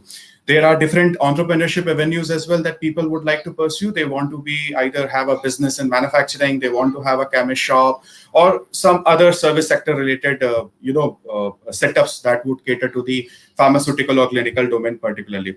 So in addition to this, there is one more career avenue that is there in front of you, and that is called as clinical trial data analytics. So my attempt today is to introduce you to that particular opportunity and how is it going to help you, and how it will be one of the, how it will be a disruptive career option for you. So you will be able to have a firm understanding about that by end of this webinar. So guys, this is a word that I'm going to use a lot during the webinar today. It is domain. So what is a domain? You need to have an understanding about what is a domain first. I'm sure most of the people might be aware, but I would like to, because in industry, in corporate, we use this word a lot, that is a domain. So a domain is the sector that where you you do a job or you perform your job or duties. So for an example, if a person is working in a bank, he belongs to the banking domain. It is very important for a person, if he wants to be successful in that particular job or in that duty, he or she should have an understanding about the domain, right? So similarly, you people belong to pharmacy or clinical domain. So this is the word that I'm going to talk about. That is, or I'm going to repeat a lot. That is domain. So, and it is very necessary. Rather, I say that there are few sectors which are priorities to a government. And for an example, I'll just give an example. Uh, have you heard of acquire industry? Have you heard of jute industry? Probably it is not much heard of in India because it is not contributing to any of the needs of the government or to any of the needs of an individual. So it is not creating a firm revenue or a revenue that is accountable. Secondly, it is not giving employment to most of the people. So what is happening indirectly, it is losing its charm in front of the government eyes, and unfortunately, it is going unnoticed. It could add some notional value, but it is not adding any economical value. So therefore, a industry or a sector, if it contributes to the needs of the individual, it contributes to the need of industry, and at the end of the day, if it contributes to the well-being of the entire human population, it becomes the focus of the government. And therefore, the more focus on a particular, in a particular domain creates more opportunities for that particular domain and industry, right? So before we go ahead, we need to understand that how exactly the pharmacy sector is performing. So guys, if you see, today we all belong to pharma background or we are pursuing a career in pharma sector. The table to the left exactly shows that how the pharma sector is growing, or rather it has been interpreted to grow. So in 2009, the Indian domestic market, which was, evaluated at near about $12.6 billion, it has grown to be near about $64 billion by 2020. And it is an excellent growth. For this growth, there are a couple of factors that have worked. Number one factor is that the demand has increased and the supply capacity has also increased.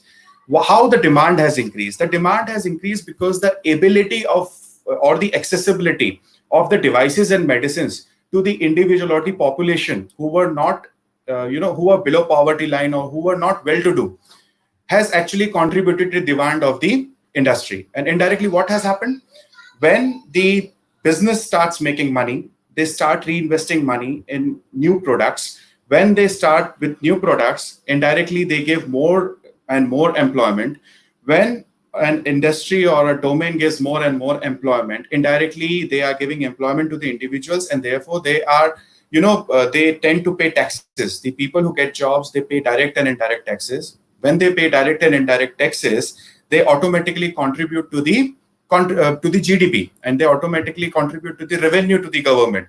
And then what happens if there is more employment in particular sector? Then government makes decisions in such a way that it just keeps on growing, because this is going to be a win-win situation for them.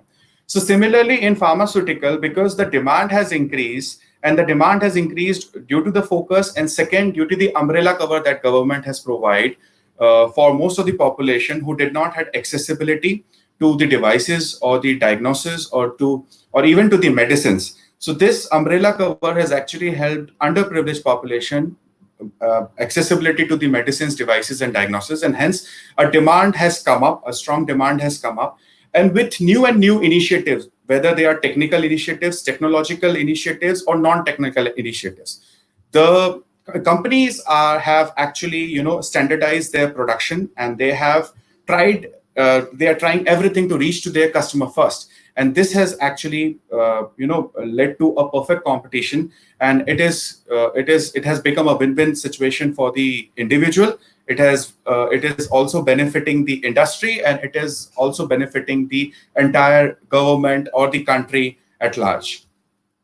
So guys, what is happening in the industry? So in the last session, we talked about how the technical is, there are disruptive technologies, they are bringing a change. So I call it a paradigm shift. What is a paradigm shift? It is a change that is something, a total change, a big change. That means most of the industries have become software enabled. So guys, I'm sure our parents Most of my parents, they know what is Facebook, and that also was a very difficult task for me. But finally, I succeeded, and now it has become a challenge for me because they simply keep on posting on Facebook. But still, my parents, I introduced them to the technology side. They were not very technical. They were pretty technically challenged. So what has happened? There are many technical infusions or introductions that has happened across the industry, be it banking. In banking, if you remember, I remember my grandparents, they used to get a token. They used to fill in the withdrawal form. They used to go to the bank, then used to withdraw the cash and come back. There was nothing called as ATM if we talk about 15, 20 years back. So if we talk about any of the industry, a paradigm shift is happening that the industry is becoming software enabled. The worst part for an individual, it remains to be a challenge is because when we talk about our day-to-day life, when we talk about leisure, and when we talk about our non-professional life, we accept technology with our open hands. So today, I'm sure all of us have YouTube, all of us have accessibility to Facebook, all of us have Instagram account, all of us online. We book tickets online. We do everything online. We are trying to do everything online, right? But when we talk about accepting technology in our career, we simply say, no, this is not our cup of tea. We are probably belong to one of the domain, which wherein, I should stick to the domain knowledge. I should not really explore technology. And that's where the problem starts. That's where the problem starts. See, try and understand that technology is introduced not with an intent of cost reduction, but cost optimization. The challenge is not that technology is going to take jobs. No, technology is not going to take jobs. Technology is going to replace the people who are not ready to upgrade themselves to that technical standards. Right. So today, for a marketing person, if let's talk about a marketing person who used who had exposure to traditional marketing standards, was following traditional marketing practices, but has no clue about what is Facebook marketing, Instagram marketing, search engine optimization, search management optimize, social media optimization, would certainly not exceed in terms of career. Similarly, in production, if the person is not following automation or intelligent apps, then certainly what is going to happen? It is going to lose its mark, and over a period of time, the career and the profile and the individual himself become obsolete. So it is very important that a person, for surviving in this economy today, in this job market today, has to be software enabled and has to be software driven, or has to be at least technically driven. You need not to have thorough understanding as a fresher. You need not to have a thorough understanding about each and every element. So today you need not to understand what artificial. You should understand what is artificial intelligence, but how artificial intelligence is actually practiced, how machine is actually enabled, what are the algorithms which are followed, how actually the sentiment analysis, neural networks, and all these collateral programmings work. But you need to have an understanding about what is being introduced in the industry, how it is being accepted in the industry, and wherein you can fit in, where you can fill in the gaps, or you can contribute to the industry. That is something that you have to learn. And you have one of the biggest advantages, that is virtually augment learning. That is one of the biggest advantages that you have at this point of time. Guys, we talk about apps. Most of the pharmaceutical, or rather most of the e-commerce giants like Amazon and all, they are getting into, they are taking licenses. There is a rush. It is a perfect market condition, and now customer is a king. It has become the priority of a company to reach to the market, to reach to the customer first. Previously, there was just one wholesaler. Then the wholesaler used to give to 7-8 retailers, and the retailers used to sell it over the counter, that too at their MRP. Now we talk about discounting, because now what most of the e-commerce are trying to do, they are trying to eliminate the middlemen. So when you eliminate the middlemen, you actually save a lot of money. When you save a lot of money, you also save a lot of money, and also you make sure that the quality is intact. That's where we talk about blockchain being introduced in pharmaceutical. Blockchain is ensuring that all stakeholders are informed parallelly. If there is any authentic change or unauthentic or unprescribed change in any of the source information or the dash that is being created. We will talk about that maybe in the subsequent slides in detail. So what every company is trying to do is that they want to reach to the customer first. They want to save the cost, and they want to save the time, because if companies can save time, they can directly reach to the customer first. And that is what every company is after. That is the reason why there are apps, intelligent apps. That is why we are, using different technical technologies, predictive analysis and all, to reach to the customer first and also help him taking a decision, right? Because it's not only about reaching to the customer first, it is also about assisting customer to take a decision. Because customer is most of the times, they have a big question in their mind, right? So if there is anything that we can give them in terms of a suggestion that indirectly or subconsciously helps them making a decision, and that is what companies are trying to do. Guys, we talk about all the technologies. All the technologies aims at deriving data. Why we derive data? Because we derive data to make excellent business decisions. It can be business decisions or any of the decisions that is going to fulfill the purpose by making sure that it is almost correct and it has 100% validation, and also it is done at a very short time. That is what the purpose of data analytics and intelligence is all about, right? IT in pharmaceutical industry. Dr. Maru has covered most of the topics at length, and beautifully he has covered most of the things, but there are few of the things that I also wanted to be a part of this particular webinar. So IoT, Internet of Things, and particularly in clinical domain, it is called as Internet of Medical Things. What is IoT? IoT is Internet of Things or Internet of Medical Things is that most of the devices that we use are connected on the internet to some place wherein they can fetch data or they can collect data. Here also we are talking about collecting data. Why collecting data? So that we can do analysis and we can enhance the product over a period of time. We can also help the user to make a decision. We could see the trends. So Internet of Things, if somebody asks, it is generally connecting the devices all around us through internet to some source wherein it can collect data. RWD and RWE, real world data and real world evidence, is something which is very much talked about in pharmaceutical industry, particularly in getting a drug approved from FDA. What is real world data? Now, real world data is the data that is being captured in electronic health records, the data which is captured in different claims that have been submitted, approved, rejected, whatever it is. There are different source points of the data where this data is recorded. Generally, during the randomized trial, the RCT that we do, this real world data actually is submitted with the analysis report or with the new drug application to ensure, or rather as a supplementary, to ensure that the drug can get an approval, and it actually helps a new drug application to get a successful approval by the US FDA or any of the governing agencies or regulatory bodies. Okay, what is real world evidence? Real world evidence is the derivation of real world data. So randomized control trial is basically a drug trial against a placebo and any other competitive, or not competitive, but a drug in use. That is randomized control trial. That also we will cover in subsequent slices. But at this point of time, that is what RW is. RW is deriving output from the RWD, that is real world data. And real world data is captured where? It is captured in electronic health records, devices, handheld devices, wearable devices. Okay, this is what real world is. Sentiment analysis. Sentiment analysis is most talked about because nowadays people have gone, or other people have started using social media very frequently for for sharing their moods, for sharing their what exactly, how do they feel. So sentiment analysis is certainly which is being talked about, and probably has a major role to play in drug feedback and pharmacovigilance activities. Predictive analysis. We talked about clinical trials happening.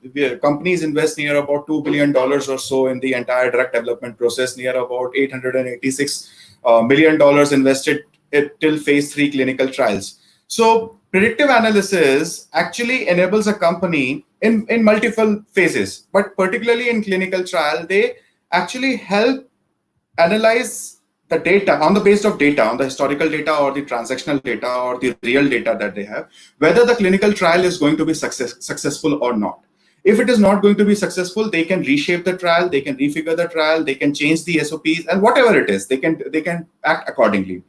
What is blockchain? blockchain is basically, it is being used to an extent, but not, it is still in process. Blockchain is basically ensuring that all the stakeholders get the information of all the relevant input that is created at the source. For an example, if I am a manufacturer and I am supposed to give this medicine to the wholesaler, then what I'll do, I will write the batch code. I'll create a dash of information. A block is called a dash of information. Whenever I am going to create a information dash, it is going to bear all the information related to that particular product.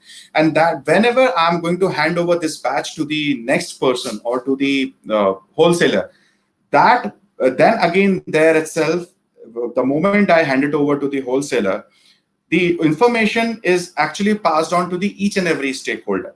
What is each and every stakeholder in this case? It is the manufacturer, wholesaler, retailer, a prescriber, and all these. So at every source, a block of information is created so that if the person has to do any tweaking, it is very difficult for them, because if they tweak the data, they have to encrypt the entire data, the past block that they have to, and that is absolutely impossible. That is absolutely difficult to do, and therefore the blockchain has a very big role to play in pharmaceutical industry in coming times. Automation, we are working on automating most of the processes. We are working on automating most of the activities in terms of product lifecycle management, in terms of analyzing something. Even machine learning today, there are data robots. So machine learning, basically you prepare a machine. You test a machine by giving them testing data based on transactional historical data and even real-time data. You make a machine enable using different algorithms, k-value, decision tree, and all those things. But now also, because of automation, the machine learning is being automated, and there are many products that are called as data robot products. So data robots are basically machine learning algorithms and all, which can be automated. And there are many more other technologies also, as we talked about augmented reality, virtual reality, 3D printing, that are being certainly used in pharmaceutical industry and finding a place in this particular industry. So moving over to the drug development phase, I'm sure most of the people, they are aware, most of the participants today, they know what drug development phase is all about. Generally, I call a drug development phase in 3 major phases, which could differentiate from the traditional definition. But I call it a lead phase, wherein it's a lead generation, lead validation. Then there is a pre-production phase, and then there is a post-production phase. Why generally I categorize these 3 different phases? Because today I'm going to talk about career. Therefore, I have categorized this particular drug development phases in drug development pipeline in basically 3 phases. There are career avenues for you during the lead phases. There are career avenues and opportunities for you during the pre-trial phases and pre-production phases. And then there are avenues for you and career opportunities for you after the drug development phase. Okay, just to have an overview, there is a drug discovery at the initial stage. Then there is a drug development process. Then there is manufacturing and packaging, supply chain management, and logistics management. Then there is sales and marketing and distribution and all those things. And then finally, there is distribution, right? Okay. Let's take a deep dive into the agenda for today, that is clinical research. So guys, I would not like to go with the definition here today. I would just give a brief idea. I'm sure you might be having this knowledge about clinical research. But what basically is a clinical research? Clinical research is a mandatory process for getting a drug approval from FDA. As I would like to say FDA, because I'm only considering one governing agency at this point of time, and that is FDA. So any drug that is to be circulated or to be distributed or to be produced in US has to go through this. They have to do this clinical research. It's a mandatory process, and it happens over phases. So not only drugs, it can be devices also. It can be different diagnosis tests also that we undertake. So there are many, protocols that are established for conducting these clinical research, which we are going to cover in the subsequent slices. There is most of the people ask that why exactly, why we create, what is the use of data? We talked about that it is for intelligent decision making. So guys, you need to understand one thing. even in your mark sheet, you do not get a response to your subjective answer that you have written. What you get is total marks against, scored marks you have scored against the total marks. So always the representation is in numbers, and it is like so much of data which is being, analyzed and converted into table listings and figures. That is what the analytics tries to do with the help of different software. Similarly, in clinical research, there is a lot of data which is being created, because it takes near about 7 to 9 years to do this clinical research completely, rather more than that. And therefore, just imagine the kind of data which is being generated. And this data is highly confidential. It is really important, because, for an example, if a company loses on this data and someone else's procures this data, the entire effort by the earlier organization goes to waste. And therefore it is very highly confidential, and it is very important for a company, and it is a mandatory process for a company to do this clinical research. Okay. Few of the terminologies that we use during clinical trials and research: Food and Drug Administration, we are aware of, that is the governing agency in US. Investigational new drug is the investigational new drug. Investigational new drug, I'm sure you are aware of, after completing the preclinical phase, the application that is submitted to the FDA for creating the sample drug that needs to be used during the clinical trial phase is called as investigational new drug. Contract research organizations. Contract research organizations are the organizations which undertake different jobs from different pharmaceutical companies. For an example, it's not necessary that all the pharmaceutical companies will be having their own analysis wing or analysis department. So what they do, they outsource that activity to the specialist organizations who are actually, who excel in this analysis and have experience in this particular clinical trial data analytics. And those companies, such companies are called as CRO. To name a few, you have heard of IQVIA, you have heard of Cytel, you have heard of, some pharmaceutical companies like GSK Pharma, Novartis. They also have their own inbound, or rather their captive analysis or research projects. But the companies who outsource, they outsource to the companies who are called as contract research organization. We know what is a site, where site can be a hospital, multi-specialty hospital, it can be a dispensary, where a particular clinical trial related to a particular therapeutic area can be conducted. What are protocols? Protocols are simply the guidelines, and I have worked in almost each and every domain for now. So I understand that the protocols, the pharmaceutical candidates or the life sciences candidates knows the protocol in the best fashion possible, in the best way possible, because it's all about protocols in pharmaceutical, right? ICH-GCP. What is ICH-GCP? Now, International Council of Harmonization and Good Clinical Practices. Guys, we cannot have different practices with different companies at different locations. So just to have a common practice, there is a committee called as International, or there is a council called as International Council for Harmonization and Good Clinical Practices, who issues what are good clinical practice, and every companies who undertake clinical research, clinical trials, or any of the clinical projects, they have to follow these ICH-GCP guidelines. GPP, similarly, as we have good clinical practices, we also have good programming practices. What are good programming practices? For an example, if we have 4 different companies who are doing a same job, right? I probably have Pfizer as a client, other company has Novartis as a client, third company has some other GSK Pharma as a client. We have multiple tools available to do the analysis, and every company uses a different tool altogether, follows their different code of conduct in terms of programming. So what will happen? The output that we will get is going to be different. And for a governing agency, it is very difficult to validate different outputs by different companies using different standards. So therefore, there are some good programming practices, and there are some industry standards which are called as CDISC, SDTM, and ADAM standards, which are to be followed for doing the good programming, for ensuring that the programming that we are doing is in line with the industry and with the governing authority and the agency. What are site management organizations? The organizations that manage a site, particularly we discussed what is a site, are called as site management organizations. What is a CRF? CRF is a case report form. So when a drug is, or when a trial drug, or when a person or a patient or a healthy volunteer is undergoing a particular drug trial, okay, in a site, there is a clinical research coordinator who actually gives the dose and records the different attributes. And that recording is done on a CRF, which is called as case report form. Guys, throughout the clinical pre-development, I would call it a pre-production phase, CRF plays a very major role because it is the source of information on which the data is generated, it's captured, it's validated, and finally it is analyzed and further submitted to the FDA for approval. So most important document throughout this, one of the most important document throughout this entire clinical trial and research methodology is CRF. Who designs the CRF? There is a team of biostatisticians, because biostatisticians are the people who are going to actually form the entire study analysis, the statistical analysis plan, we call it as SAP. Then there are clinical data management team or professionals who are responsible for capturing the data and validating the data, entering the data.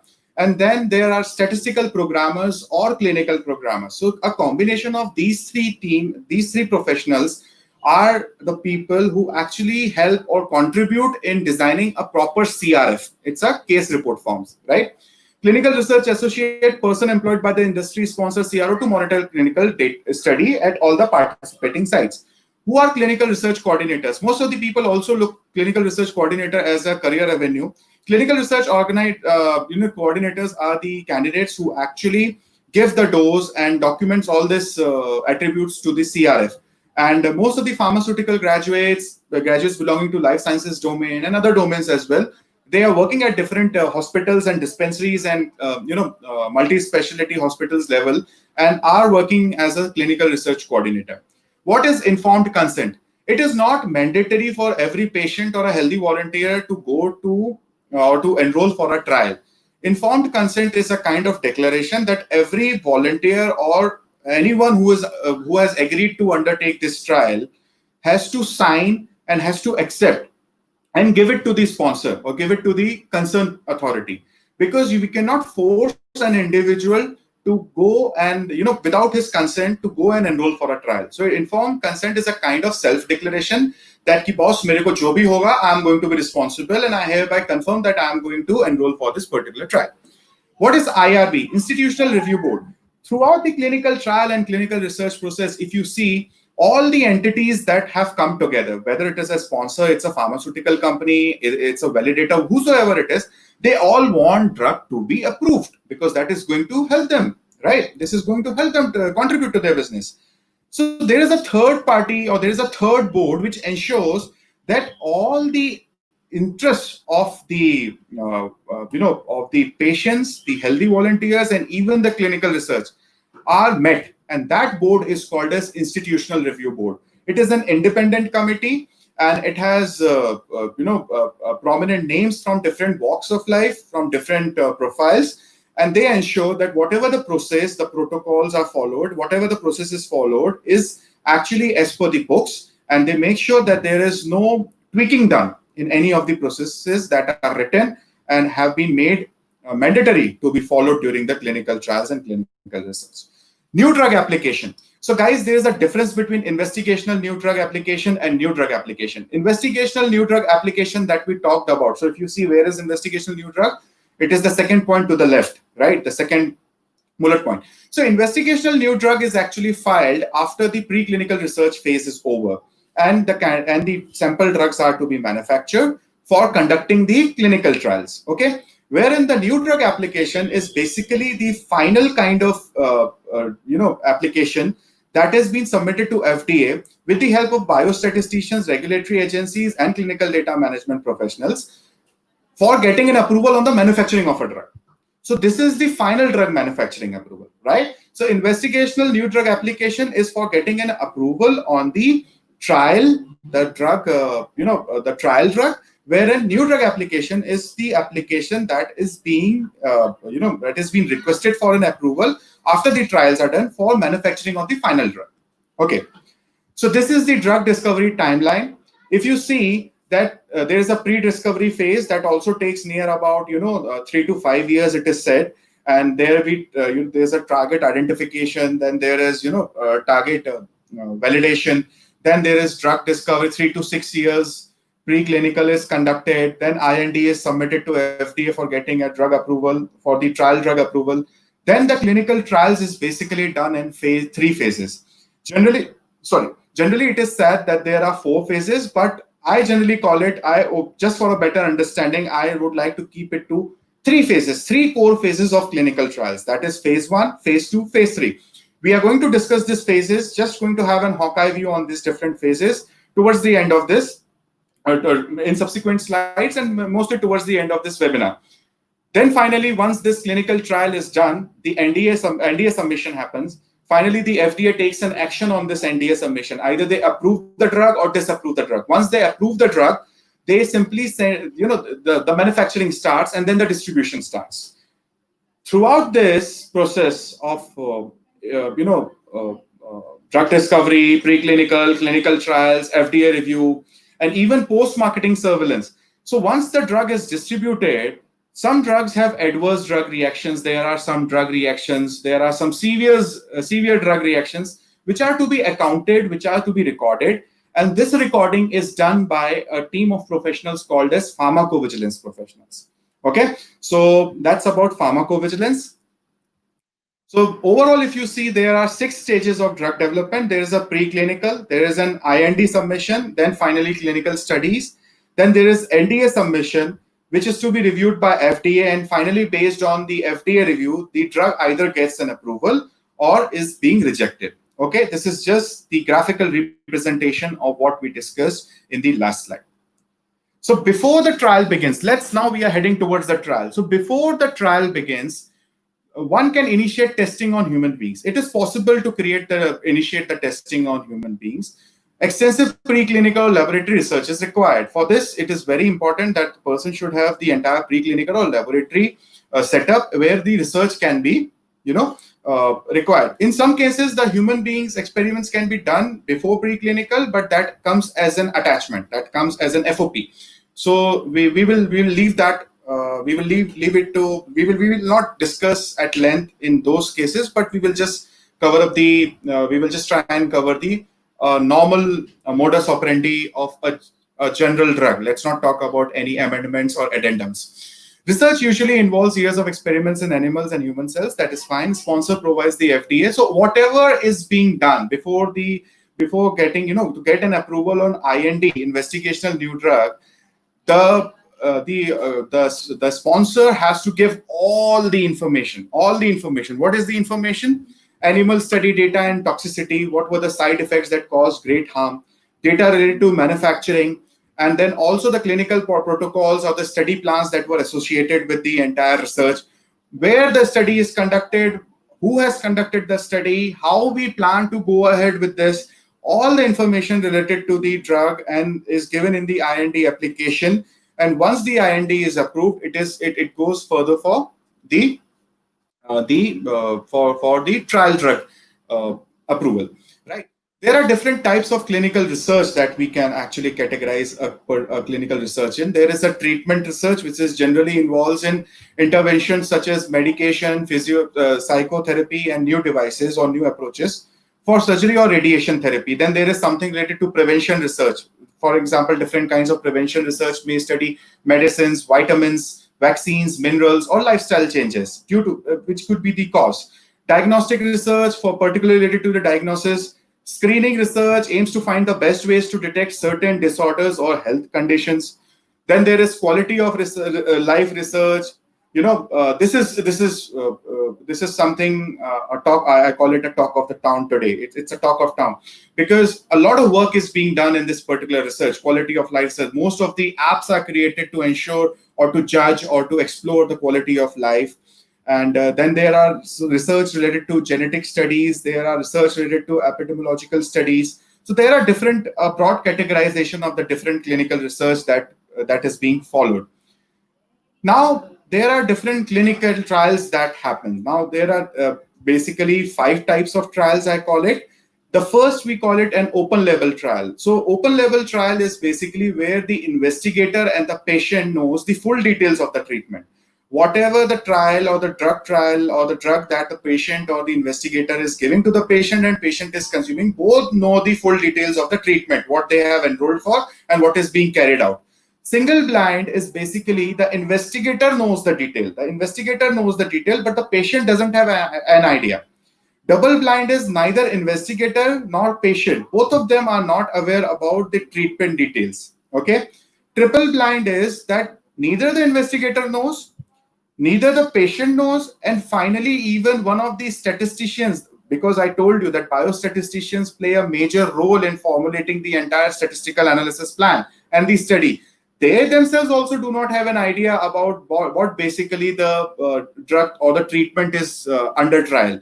Okay. The most commonly used is basically randomized control trials. I talked about real world data and real world evidence. That is more related to the randomized control trials. So in this randomization, we basically participants are allocated at random, and the control is basically the drug is tested against, or it's basically the trial is conducted against the placebo or with any other option available in the market. That is what randomized control trials. So a trial conducted against placebo or any other drug which is being present in the market. Okay. That is randomized control trials.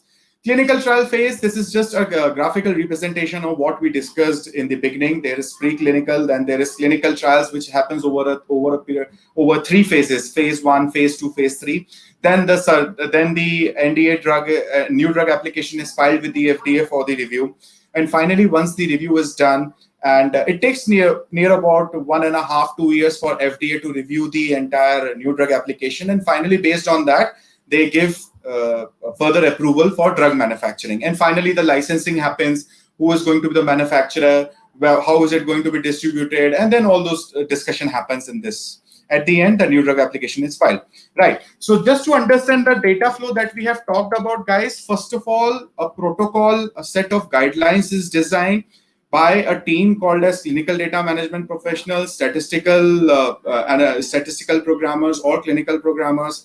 Then there are regulatory affair guys, there are biostatisticians. They all come together and form a set of guidelines, protocols, and also design a CRF, that is a case report form. Okay. Once this is done, entire thing is done, it is already there with the clinical research coordinators, because the sponsor has already identified the sites where the clinical trials are going to be conducted. There, the clinical research coordinators, the clinical research administrators starts enrolling the different patients or healthy volunteers based on their availability. And the clinical research coordinators, they start conducting the trials, the periodic trials. And therefore, they fill in this all information either through papers, that is called a CRF, case report form, or now they have started using a software which could be installed on a handheld device, maybe on through app or whatever it is. That is called as eCRF, electronic CRF. Okay. Now, once all this data, and this research is not only being carried in India, it is carried throughout the world at multiple locations. So just imagine the kind of data which is being generated. All this data, once it is either it is a paper-based data, it is sent to the collecting agency, or sorry, if it is a eCRF submission, then either it is going to be collecting somewhere in some data warehouse, or we call it a data lake. That's where the entire data comes in. So this data collection happens. Now, guys, it is very important to understand that to err as human, to commit mistakes or to, unnoticeably, right? It's not an intention, but sometimes it happens that people commit mistakes, and that is something that they do not realize. So this data, what is being collected, is not always true. It is not validated. So there is a team of CDM, clinical data management professionals, who actually belong to pharmaceutical domain or life sciences domain, because they have understanding. They can correlate with the terminologies that are mentioned out there in that data set. So this is one of the career avenues that is there for you, which is called as clinical data management. These professionals validate the data. If there are any queries related to that particular data, they resolve that data. So for an example, if there is some pregnancy test which is going on and the gender mentioned in one of the CRF is male, that is not possible. It is going to raise a query. So what the CDM guy is going to do, the CDM guy is going to certainly interact with the collection agent, and then finally collection agent or the collection party is going to validate the data. They are going to say, no, you have to do the alteration. And that's where they clean the data. So they make the changes. And once they make the changes and they see that the entire data is logged into the system, the entire data entry is done, whatever queries they were there, it is resolved, and the entire quality check is done. They finally log the database. They log the database. That means this data can be further analyzed by SAS programmers. What do SAS programmers do?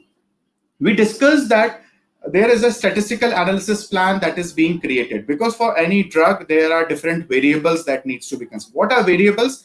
Different, I would call it different attributes that is actually required for seeing the efficiency, efficacy, and the actual nature of the drug, right? So similarly, statistical or the biostatisticians, they design the entire statistical plan in such a way that these variables are being are to be captured at the time of CRF, and further to be logged by CDM team, and then after that to be, these are the variables that we need to have the successful statistical programming being conducted on this particular data set. So SAS programmers, based on the statistical or biostatisticians input, they actually work on this data, they extract the information from this data, and they do the analysis part. What do they try and analyze? Bringing out different variables and trying and because it's a raw data, it's in the beginning it's a raw data, and we simply cannot this entire data. ऐसा नहीं कर सकते ना कि पूरा data उठाया FDA को बोल दिया जो पसंद है वो देख लो. We cannot do that. So what we do, we try the raw data is actually given a shape of either a table, a listing, or a figure.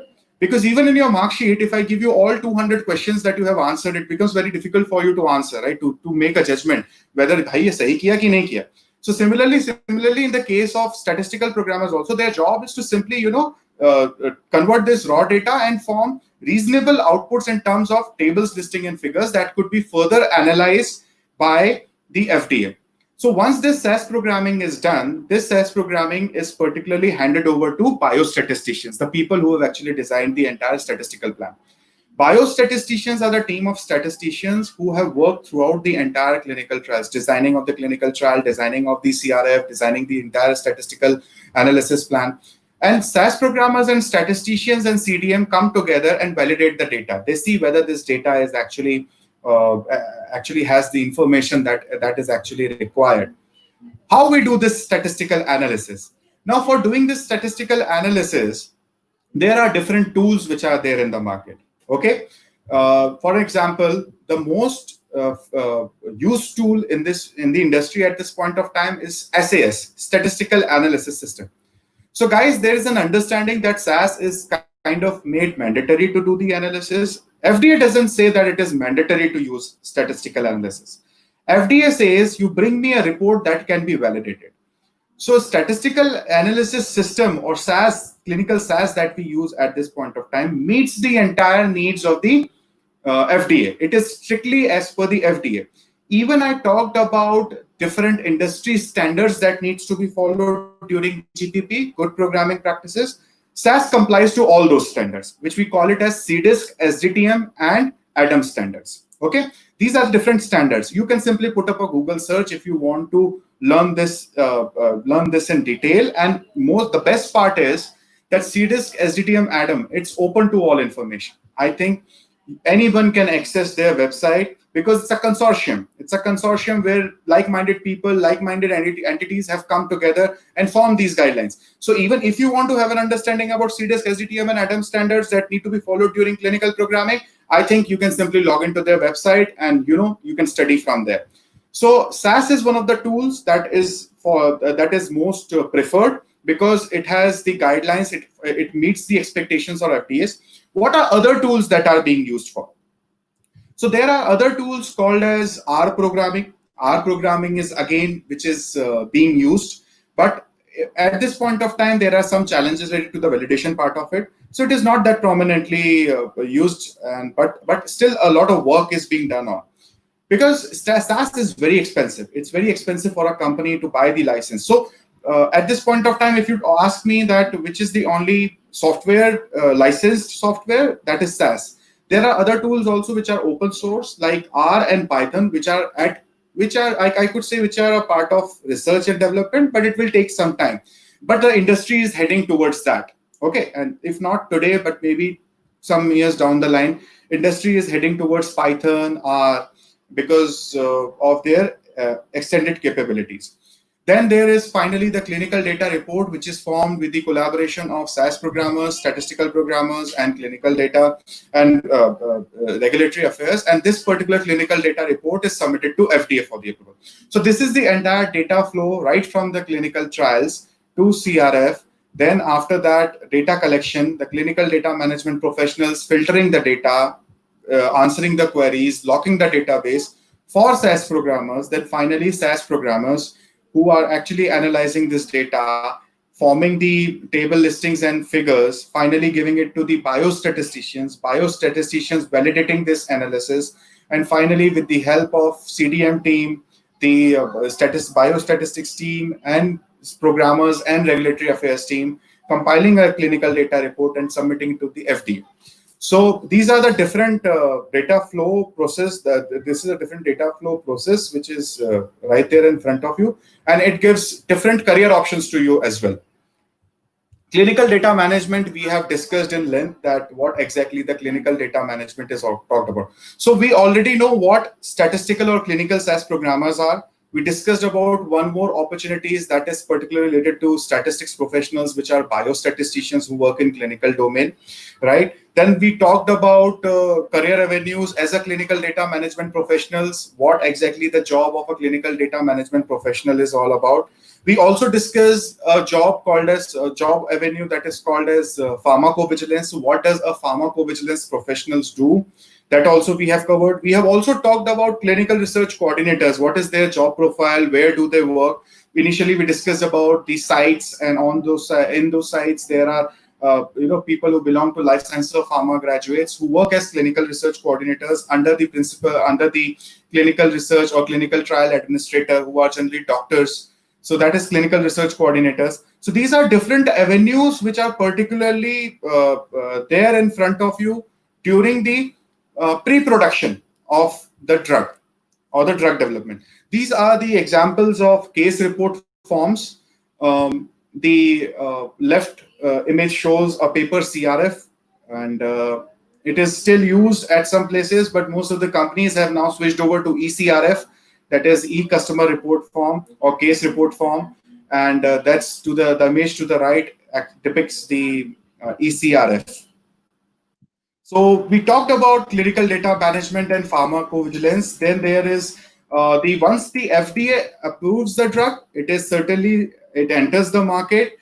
But every drug, the trial or the research does not stops here, because any product that is launched needs improvement, right?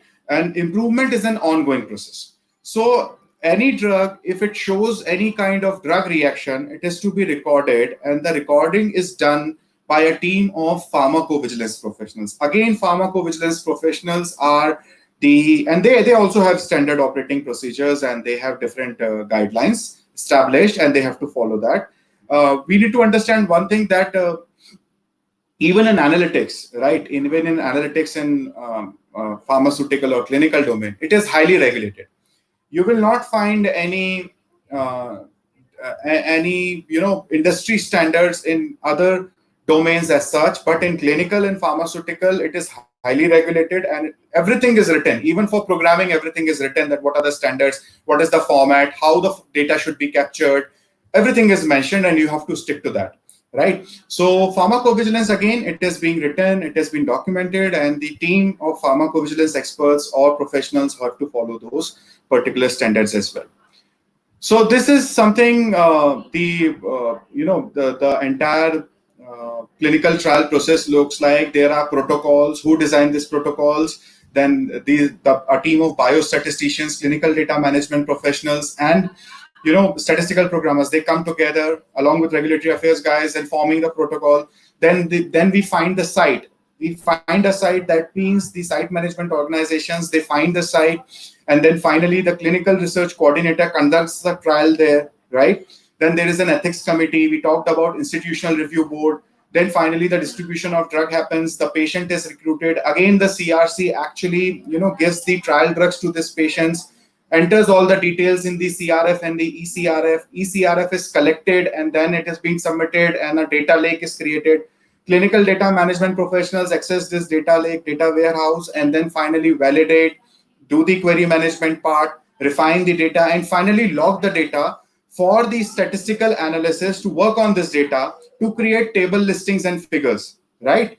To create table listings and figures, and finally it is being somewhat submitted or passed on to biostatisticians for the validation part. Once it is validated, then again the clinical data management SAS programmers, biostatisticians, along with regulatory affairs team come together, form the new drug application, and submit it to the FDA for getting an approval. Okay, so what are the careers here? You can be a clinical research coordinator, you can be a clinical data management guy, you can be a SAS programmer or a clinical programmer. So there are different avenues even during this clinical trial process that we have. So what is clinical data analytics at this point of time? Clinical data analytics is all about analyzing the clinical research data that comes from the CDM team. So CDM team, we discussed that they actually validate the data, resolve the query, finally filters the data and log the database, right? So once that database is logged, that database is used by statistical programmers or clinical programmers for doing the analysis part of it. They actually creates TLFs, table listings and figures for submissions, so that it can be easily interpreted, and they cannot and the governing agency need not to follow the entire history, the katha. It's just the table listings and figures, and it is easy for them to conclude and take a decision. Working on statistical analysis plan, they work on the statistical analysis plan rather throughout the from CRF to the post marketing. The entire statistical analysis plan is very important, and it is being followed using clinical SAS primarily as an analytical tool. I talked about clinical SAS, the tool that is being used in the industry at this point of time, and it is one of the most preferred analytical tool at this point of time. But industry is also evaluating options R and Python that maybe in future can contribute to the analytical tool needs of the industry. Need to have good understanding of the domain. You need to have a good understanding of the domain. Now, guys, there is a difference. Most of the people, they think that why should I have a career in clinical data analytics? One thing that is most important to be a successful clinical data programmer, or to be a statistical programmer or clinical programmer, is you need to have a firm understanding or a thorough understanding about the clinical data or the terminologies related to it. Because the data that you are going to access, try and understand. Tool is common. What is important here is the data. So if you can interpret the data, you can work on the data. So there is some domain skills that if you have, then certainly you can upgrade the technical skills, and finally you will be able to do the analysis part of it. One biggest advantage that clinical data analytics industry has, that it has clarity. So in industry, SAS is one of the prominent members, right? One of the prominent tools that we are supposed to use. It's not like banking or any other tool. There are more than 2,000 tools which are used for analytics. That's not the case in clinical data analytics because it is highly regulated, right? So if you want to pursue this career into analytics and data science and statistical analysis, then I think clinical data analytics is one of the best career options for you, wherein you have clarity regarding which tool to learn, what industry standards to be followed, and what exactly you can expect from the industry once you upgrade yourself to the clinical data analytics as a professional standard. Okay. Need to have good understanding of the domain. We discussed about that mostly should understand CRFs. Guys, throughout, if you want to be a successful clinical data analyst, clinical data programmer, then there are 3 documents which you have to follow. That is CRF, the case report forms, statistical plan, and study protocol. This is going to be the Bible, Quran, and Gita of your, throughout entire clinical data analytics career. Clinical data analytics is highly governed. So there are established guidelines. I talked about ICH, that is International Council of Harmonizations for GCP, good clinical practices to be followed.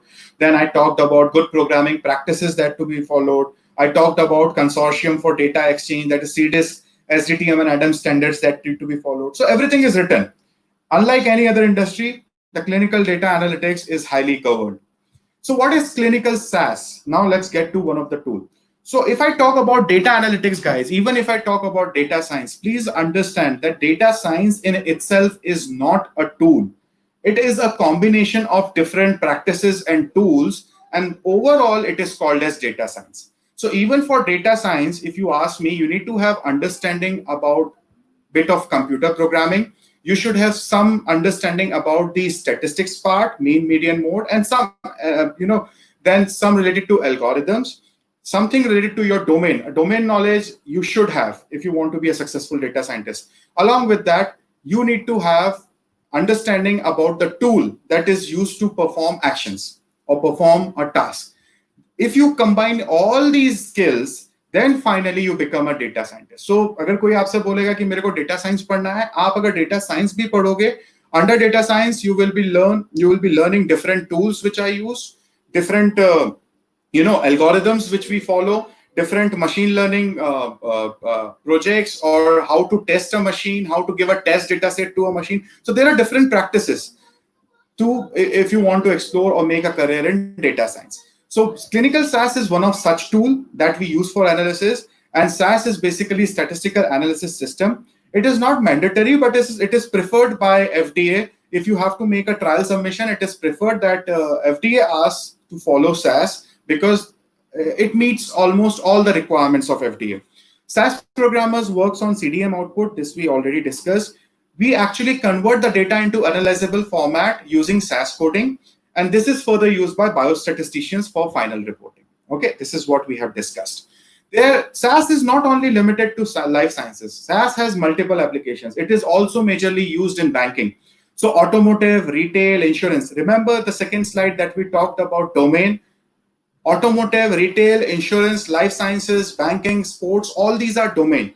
So similarly, SAS has multiple usages in all the domains, and in multiple domains, it has its applications. It has its application in automotive. If I'm working in an automotive sector, right? If I'm working with Tata Motors, therein I'm using SAS for its analytics. That means my domain becomes automotive domain, and my usage of SAS analysis becomes related to automotive domain. Similarly, it is used at multiple places, at multiple domains, and has multiple applications. But out of all the domains that are represented here, SAS is it has its major applications in life sciences because it is preferred by FDA. Okay. So what you exactly need to be a successful clinical SAS programmer? So guys, who can be a clinical SAS programmer? I generally, for a particular candidate, or rather for a candidate who belongs to a pharmaceutical domain, is the best profile, because generally a career is comprised of, or rather it is composed of, you need to have domain knowledge. On top of that, you need to have technical knowledge. Plus, if you have some knowledge about the industry standards that are being followed in the industry at this point of time, nothing like it. So I feel for clinical SAS programmers, pharmacy graduates are one of the best bunch of professionals that we can get, because these people have thorough understanding about the the database. They can interpret the database. They can correlate with the terminologies which are used in database or which are highlighted there in the database. Only thing what they need to do is to upgrade to the programming capabilities using a particular tool, and in that case, it is clinical SAS, right? But as I mentioned that it is highly regulated and highly governed, if they have some exposure related to the industry standards which are used at this point of time, then they become a very successful SAS programmers. They will have an early entry to this domain, and they will have an excellent career in this particular industry of clinical trial data analytics. So one bunch of professionals is B Pharma, M Pharma, graduates, undergraduates, Pharma D, BSc, MSc, Biotech, Microbiology, Life Sciences background professionals. Other is statistics, maths, and computer science. Even for statisticians, biostatisticians, if they would like to be, they have to be a SAS programmer. Because for validating an output, you should also know how to use that particular tool, right? That's how you are going to validate. And that's where even for biostatistician, it is an added advantage if they have understanding about a clinical SAS programming tool. That is a clinical SAS tool, analytics tool. I have seen past 5 years, there is a lot of competition. I said that there is a lot of noise related to, data science, data analytics, machine learning, artificial intelligence, everything. And it has become a tough competition. People belonging to technical backgrounds like computer science and IT, because they don't know which all tools they should learn.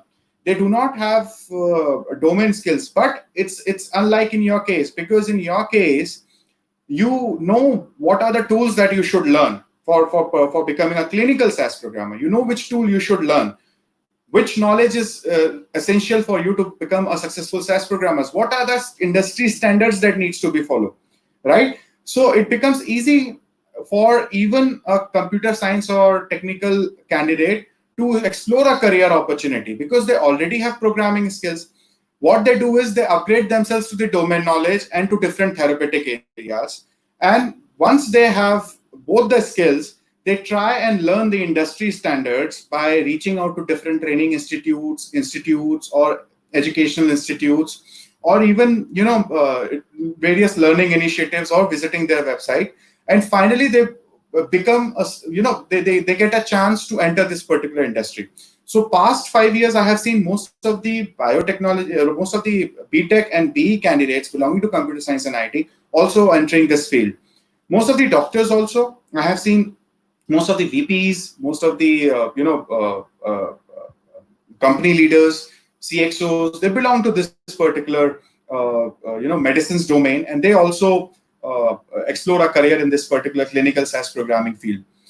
What exactly you need to start with is you need to have a good domain knowledge that you already have that you already procured during your graduation and post-graduation phase. What you need to upgrade is to upgrade to the technical skills, that is a clinical SAS programming, learning a tool. Secondly, even at that point of time, if you have basic computer knowledge, you should be able to upgrade yourself to the technical skills, because we all are technically sound. Only thing is how we perceive it. If we want to learn, I'm sure the first 7 days when you will learn a tool, if at all you want to explore a tool and want to make a career in clinical trial data analytics, the 7 days would have been difficult for you even in college. You would have there would have been a big question mark that what am I doing? Where have I enrolled? But you need to have patience, you need to have perseverance, and that's how you are going to learn, and that's how you are going to build your career. Okay, so you already have a domain knowledge. What you need to learn or upgrade yourself is to the industry standards knowledge, and the tool, the technical knowledge. And if you are able to gain some sort of experience, even by working on some some data sets, some practice data sets, nothing like it, because at the end of the day, when we talk about analytics, it is more of a machine level job. And whenever there is a machine level job or machine level task, you're supposed to go through a machine test. And that's where exposure to some of the data sets, some practical exposure is going to contribute to your career. Okay. How exactly the career in clinical analytics? Dr. Maru mentioned Pesa, Dhanda. So even for a career Dhanda, in terms of Dhanda, how much you will earn. One of the most decent packages that you get is by becoming a clinical trial data analytics. 4.71 is an average salary. I would say I have minimum salary that I have seen is near about 3.2 lakhs per annum. And I have even seen people getting 6 lakhs package starting in this particular analytics domain. Guys, this is one of the job which is not taken up by every person, and this is one of the field where there is high demand and low supply. It could be one of the reason, because it could be because of people are not aware about this industry, people are not aware about this particular profile, or people do not have liking about this particular profile. But if you are looking for a good payout profile, then certainly this is one of the career opportunities in front of you. 4.7 is what I have got it from the website, but I have seen a minimum package of 3.2 lakhs, that wherein people have got a starting package of 3.2 lakhs. So that's the salary range. And how your career progresses in if you are a clinical trial data analytics. So you start as a junior programmer. Slowly you go, you become a senior programmer. Then you become a team lead. Team lead is where you start managing people, right? You start managing people. So therein, after that, you have an option. You become an assistant manager with some added responsibilities. Then you become a manager with some more responsibilities related to the particular project or a particular clinical trial study and its analytics. Okay. Then you have an option. If you want to be an individual contributor, you can certainly be an individual contributor. But if you want to get into management, then maybe you can upgrade yourself to project management skills, PMP certification that we call. And that's where you can go towards management along with, so you already have domain knowledge, technical knowledge, and now you also know how to manage people and manage team, and how to collaborate all these functions for a successful operation, for a successful company. And that's where your career progression heads towards management side. So this is how it looks like: programmer, senior programmer, QA, PV. So these are different avenues which are there for you. What is in it for you to be a clinical data analyst or a clinical data programmer? Guys, one of the best things that I have felt in being in this industry is, number one, it is a very work-life balance-oriented job. You get 5 days of work, you get good, rewarded for what you do, you get you get a good day for the domain knowledge that you use, right? You have good salary, इतने सारे को एक अच्छा खासा amount आता है. See, there is a say. Why do you get high salary in this particular domain? If you do a task that the person sitting beside you cannot do, then you are entitled to get a high salary. I'll just give you an example. There are two type of drivers. There is one auto rickshaw wale bhaiya who drives auto rickshaw, and then there is one pilot. What do you think? What is the salary variance, right? What is the difference? A pilot draws near about 3 to 4 lakhs in a month. Auto wale bhaiya makes about 20,000 in a month. Why there is a variance? Because everybody cannot fly, right? Everybody, and even that person has invested a great deal of money to acquire those skills, and he's entitled to get. He is doing a task which not every person can do. So the more difficult the task you do, the more you invest in acquiring these skills which are in demand, you are supposed to be paid more. You get high salary. So there is a lot of growth potential because of this. Because most of the companies, they belong to outside, you have good global environment, you interact with a lot of stakeholders who are abroad.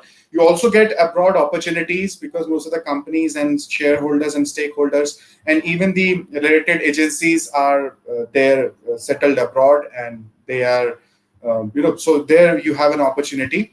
It's a perfect combination wherein you can use your technical, managerial, and domain skills and be at peace, right? So these are few of the advantages if you would like to explore a career in clinical data analytics. Even if you see, this is the data that I have found out. I have focused this entire webinar particularly related to an opportunity in this, and that's where I'm referring to this data. Even if you see, so when we talk about analytics, it is a major component of IT or ITES. IT is information technology, and ITES information technology enabled services. Information technology enabled services मतलब information technology की मदद से जो sectors चलते हैं उनको हम ITES बोलते हैं. So similarly in analytics, so even you would be surprised, even TCS, Accenture, these companies have their own healthcare business. It's a totally different line of business wherein these people take undertake these research projects and all, and they also take clinical data management, pharmacovigilance projects. They have statistical analysis and programming team. So if you see in terms of job, the most of the jobs are available in IT and ITS industry, and it's somewhere it reflects that we are heading towards becoming a service-based economy. Although there are initiatives taken to give some impetus to the manufacturing, but at this point of time, this is the data, and that's where the opportunity lies. That is in IT and ITS. It contributes 61% to the GDP, and hence there are most number of jobs and opportunities there in that particular domain. I have just put up a random search, and even if you see, the most number of opportunities available are in analytics.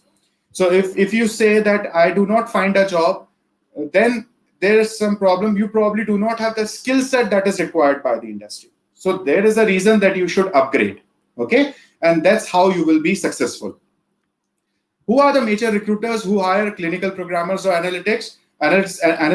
They are Citel, Cognizant, Tata Consultancy Services, Accenture, Icon, Novartis, GSK Pharma, Karmic Life Sciences, Quintiles. Quintiles is now IQVIA.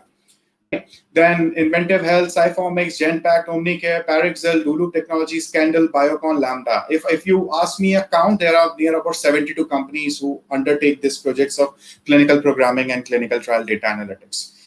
I generally suggest, when we talk about analyst or analytics, there are two components that we talk about. There is a constant, and then there is a variable. Constant is constant. It will not change. Variable is something, if it changes, then certainly there would be changes. Guys, I think this is the right time. It's the apt time because you are not burdened by other things at this point of time. We are all at our homes. We are safe. We are connecting virtually. I think you can upgrade yourself. जिसको पढ़ना है उसके लिए एक काफी, जिसको नहीं पढ़ना है उसके लिए हजार भी कम पड़ता है. So this is the right time. Just a career suggestion that I have: the corporates, they do not take gap in in a good spirit, in a good way. So I would suggest, if you want to acquire any skills, just make sure you start early, right? Don't let the gap contribute to your profile, or rather take advantages, or rather take something from your profile. Why? Because it is going to, it is not good, and probably it makes you struggle. And so until unless you are in college and you are still in touch with your education, it's good that you upgrade yourself. It is going to help. And so that even if you sit there in front, in front of the HR at the time of college placements, or even out there in open market off-campus interviews, you will be at advantage. Okay. So what it needs to be a successful career in clinical data analytics, it's basically, you need to have good clinical domain knowledge. Then you need to have good communication and professional skills. कितना भी आपके पास अच्छा knowledge हो, if you are not able to present yourself, then certainly it is going to be a challenge. So therefore, you need to have good communication and professional skills. Basic computer and programming knowledge to begin with is good. Slowly you can upgrade to the technical knowledge, technical programming knowledge. You need to understand, you need to learn a tool application like clinical SAS, R, Python. Of basic understanding about the statistics like mean, median, all these fundas you should be able to. So basic statistics knowledge you should have. Multiple analytics tool for broadening the opportunities. As I told you that most of the companies are even, carrying out different, started carrying on different projects using different tools. The more tools knowledge you have, the better opportunities you will have in the market, because it is just going to broadening. It will just broaden your opportunities. It will just broaden your chances of selection. It's good that if you can find some practical hands-on experience. So guys, you say that where can I find the data set? There is hell lot of data set which is there on the website called as Kaggle.com. Kaggle.com has almost every data set that you need for data science and machine learning. Even the most recent database is of COVID-19 database issued by CDC, and that is free to download. You can certainly go ahead and explore and work on this data set. If there is a possibility that you can join an internship and get some work experience, then certainly it will be a good thing and add a lot to your profile to have to get a job particularly, right? So this is it, guys. This was presented by Kite AI Learning, and I understand that the theoretical portion, when we talk about clinical trial data analytics, is something which probably fulfills only the 50% of the purpose. So going ahead, someday, if someday the time allows and the organizer permits, we can have a practical demo wherein we can take a database, we can see what the database generally looks like and what we do and build out of that database. And that can be a different session altogether. That will help you to understand more about, that will help you to find out more and help you build more questions related to this particular industry. So that's it from my side. And I think I'm done from my side. This is it.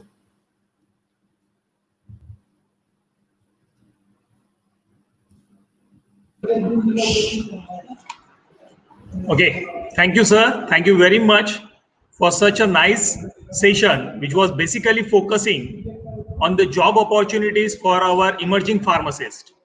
So once again, sir, to start up with the questionnaire session for this second informative session, I would like to invite our moderator, Honorable Mr. Amit Dhankani, sir.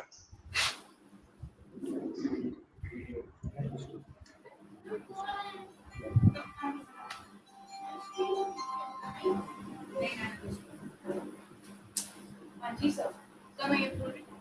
हाँ जी, जी sir, मैं ये बोल रही हूँ sir, मैं कल आपको आगे बात करूँगी।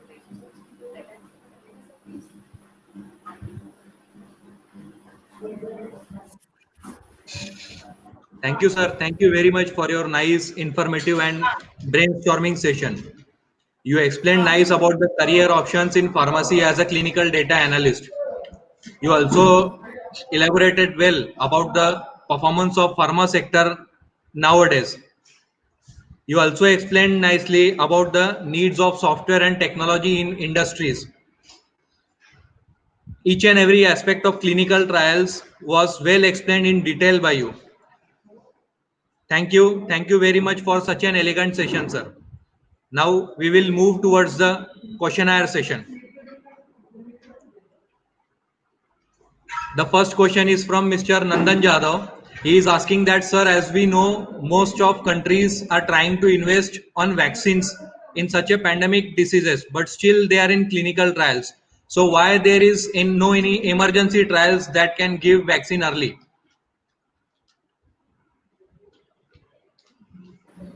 Right, Nandan. So it's a good question. See, we need to understand one thing, that bare minimum. There is something called as bare minimum. As in even in clinical trials or with related to any vaccine, and particularly when we are talking about COVID-19, it's a pandemic, and it has got to deal with the life of a human being. There is something called as bare minimum, and when we talk about bare minimum, I think even when we are conducting clinical trials, even if we conduct emergency trials in this particular situation, it is going to take near about 12 to 14 months for these trials to get completed, because it has its own limitation. Every trial has its own limitation, as we talked about during clinical trials, that we need to have a combination of healthy volunteers as well, and then there has to be a handful set of patients as well. So probably there are people who we are getting enough number of patients, but there is still some resistance in terms of enrolling healthy volunteers for this. So there are few underlined challenges there, even for emergency trials to take up the shape. I think it's going to take near about 12 to 14 months from the date this particular trials has been initiated. Thank you, sir. The next question is from Mr. Akash Jain. He is asking that what is the most appropriate statistical analysis for multiple dose phase 2 weight loss study? Right. So, Mr. Akash, this is something probably I do not have a clear answer at this point of time, but certainly I'm going to take this answer to the biostatistics person and maybe able to come up with a clear understanding.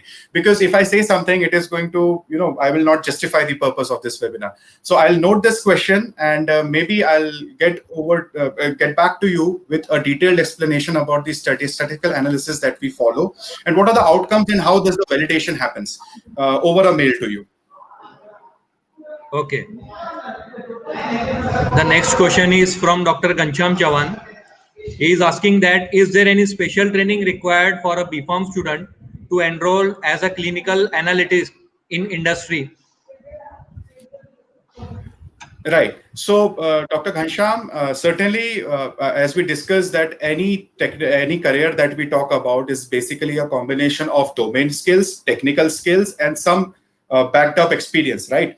So, at this point of time, as a B Pharma or a M Pharma student, you probably have the domain skill set that is required related to interpret data set.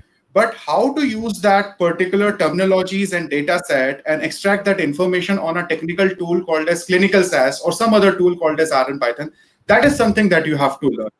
How you will learn? There are n number of tools available. So if we talk about R and Python, they are free of charge. They can be downloaded from anywhere.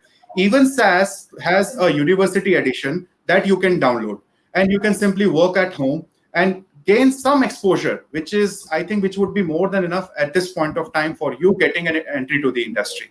So to answer your question just with a statement, yes, there is a special training, but that training you can simply acquire sitting at home through different open source tools that are available in the market, such as University SAS, R, and Python. Thank you, sir. The last question is there. The question is from Mr. Bipin Rokde. He is asking that where we stand in the world in this sector. It's just the tip of the iceberg. It's a long. The perfect answer would be the drugs are increasing, right? The manufacturing is increasing. And when the clinical trials become a mandatory process, that means that a lot of data is going to be generated. We are not going to go away with this data. This data has to be analyzed. Probably we will change the way we analyze the data by bringing automation and artificial intelligence. But we are going to continue with the analysis part of it. And so where we stand in the world in this sector, the business has just started coming to India because it was not aware. We were not finding eligible resources. But now I think it is just this particular domain, or rather this work is growing at near about 68% year on year. And it is just the starting of this particular work in India. There is a lot of market which is yet to be explored, and it is coming to India. Thank you, sir. Thank you for your superb session. Now I would like to call Mr. Vipul Jain for vote of thanks.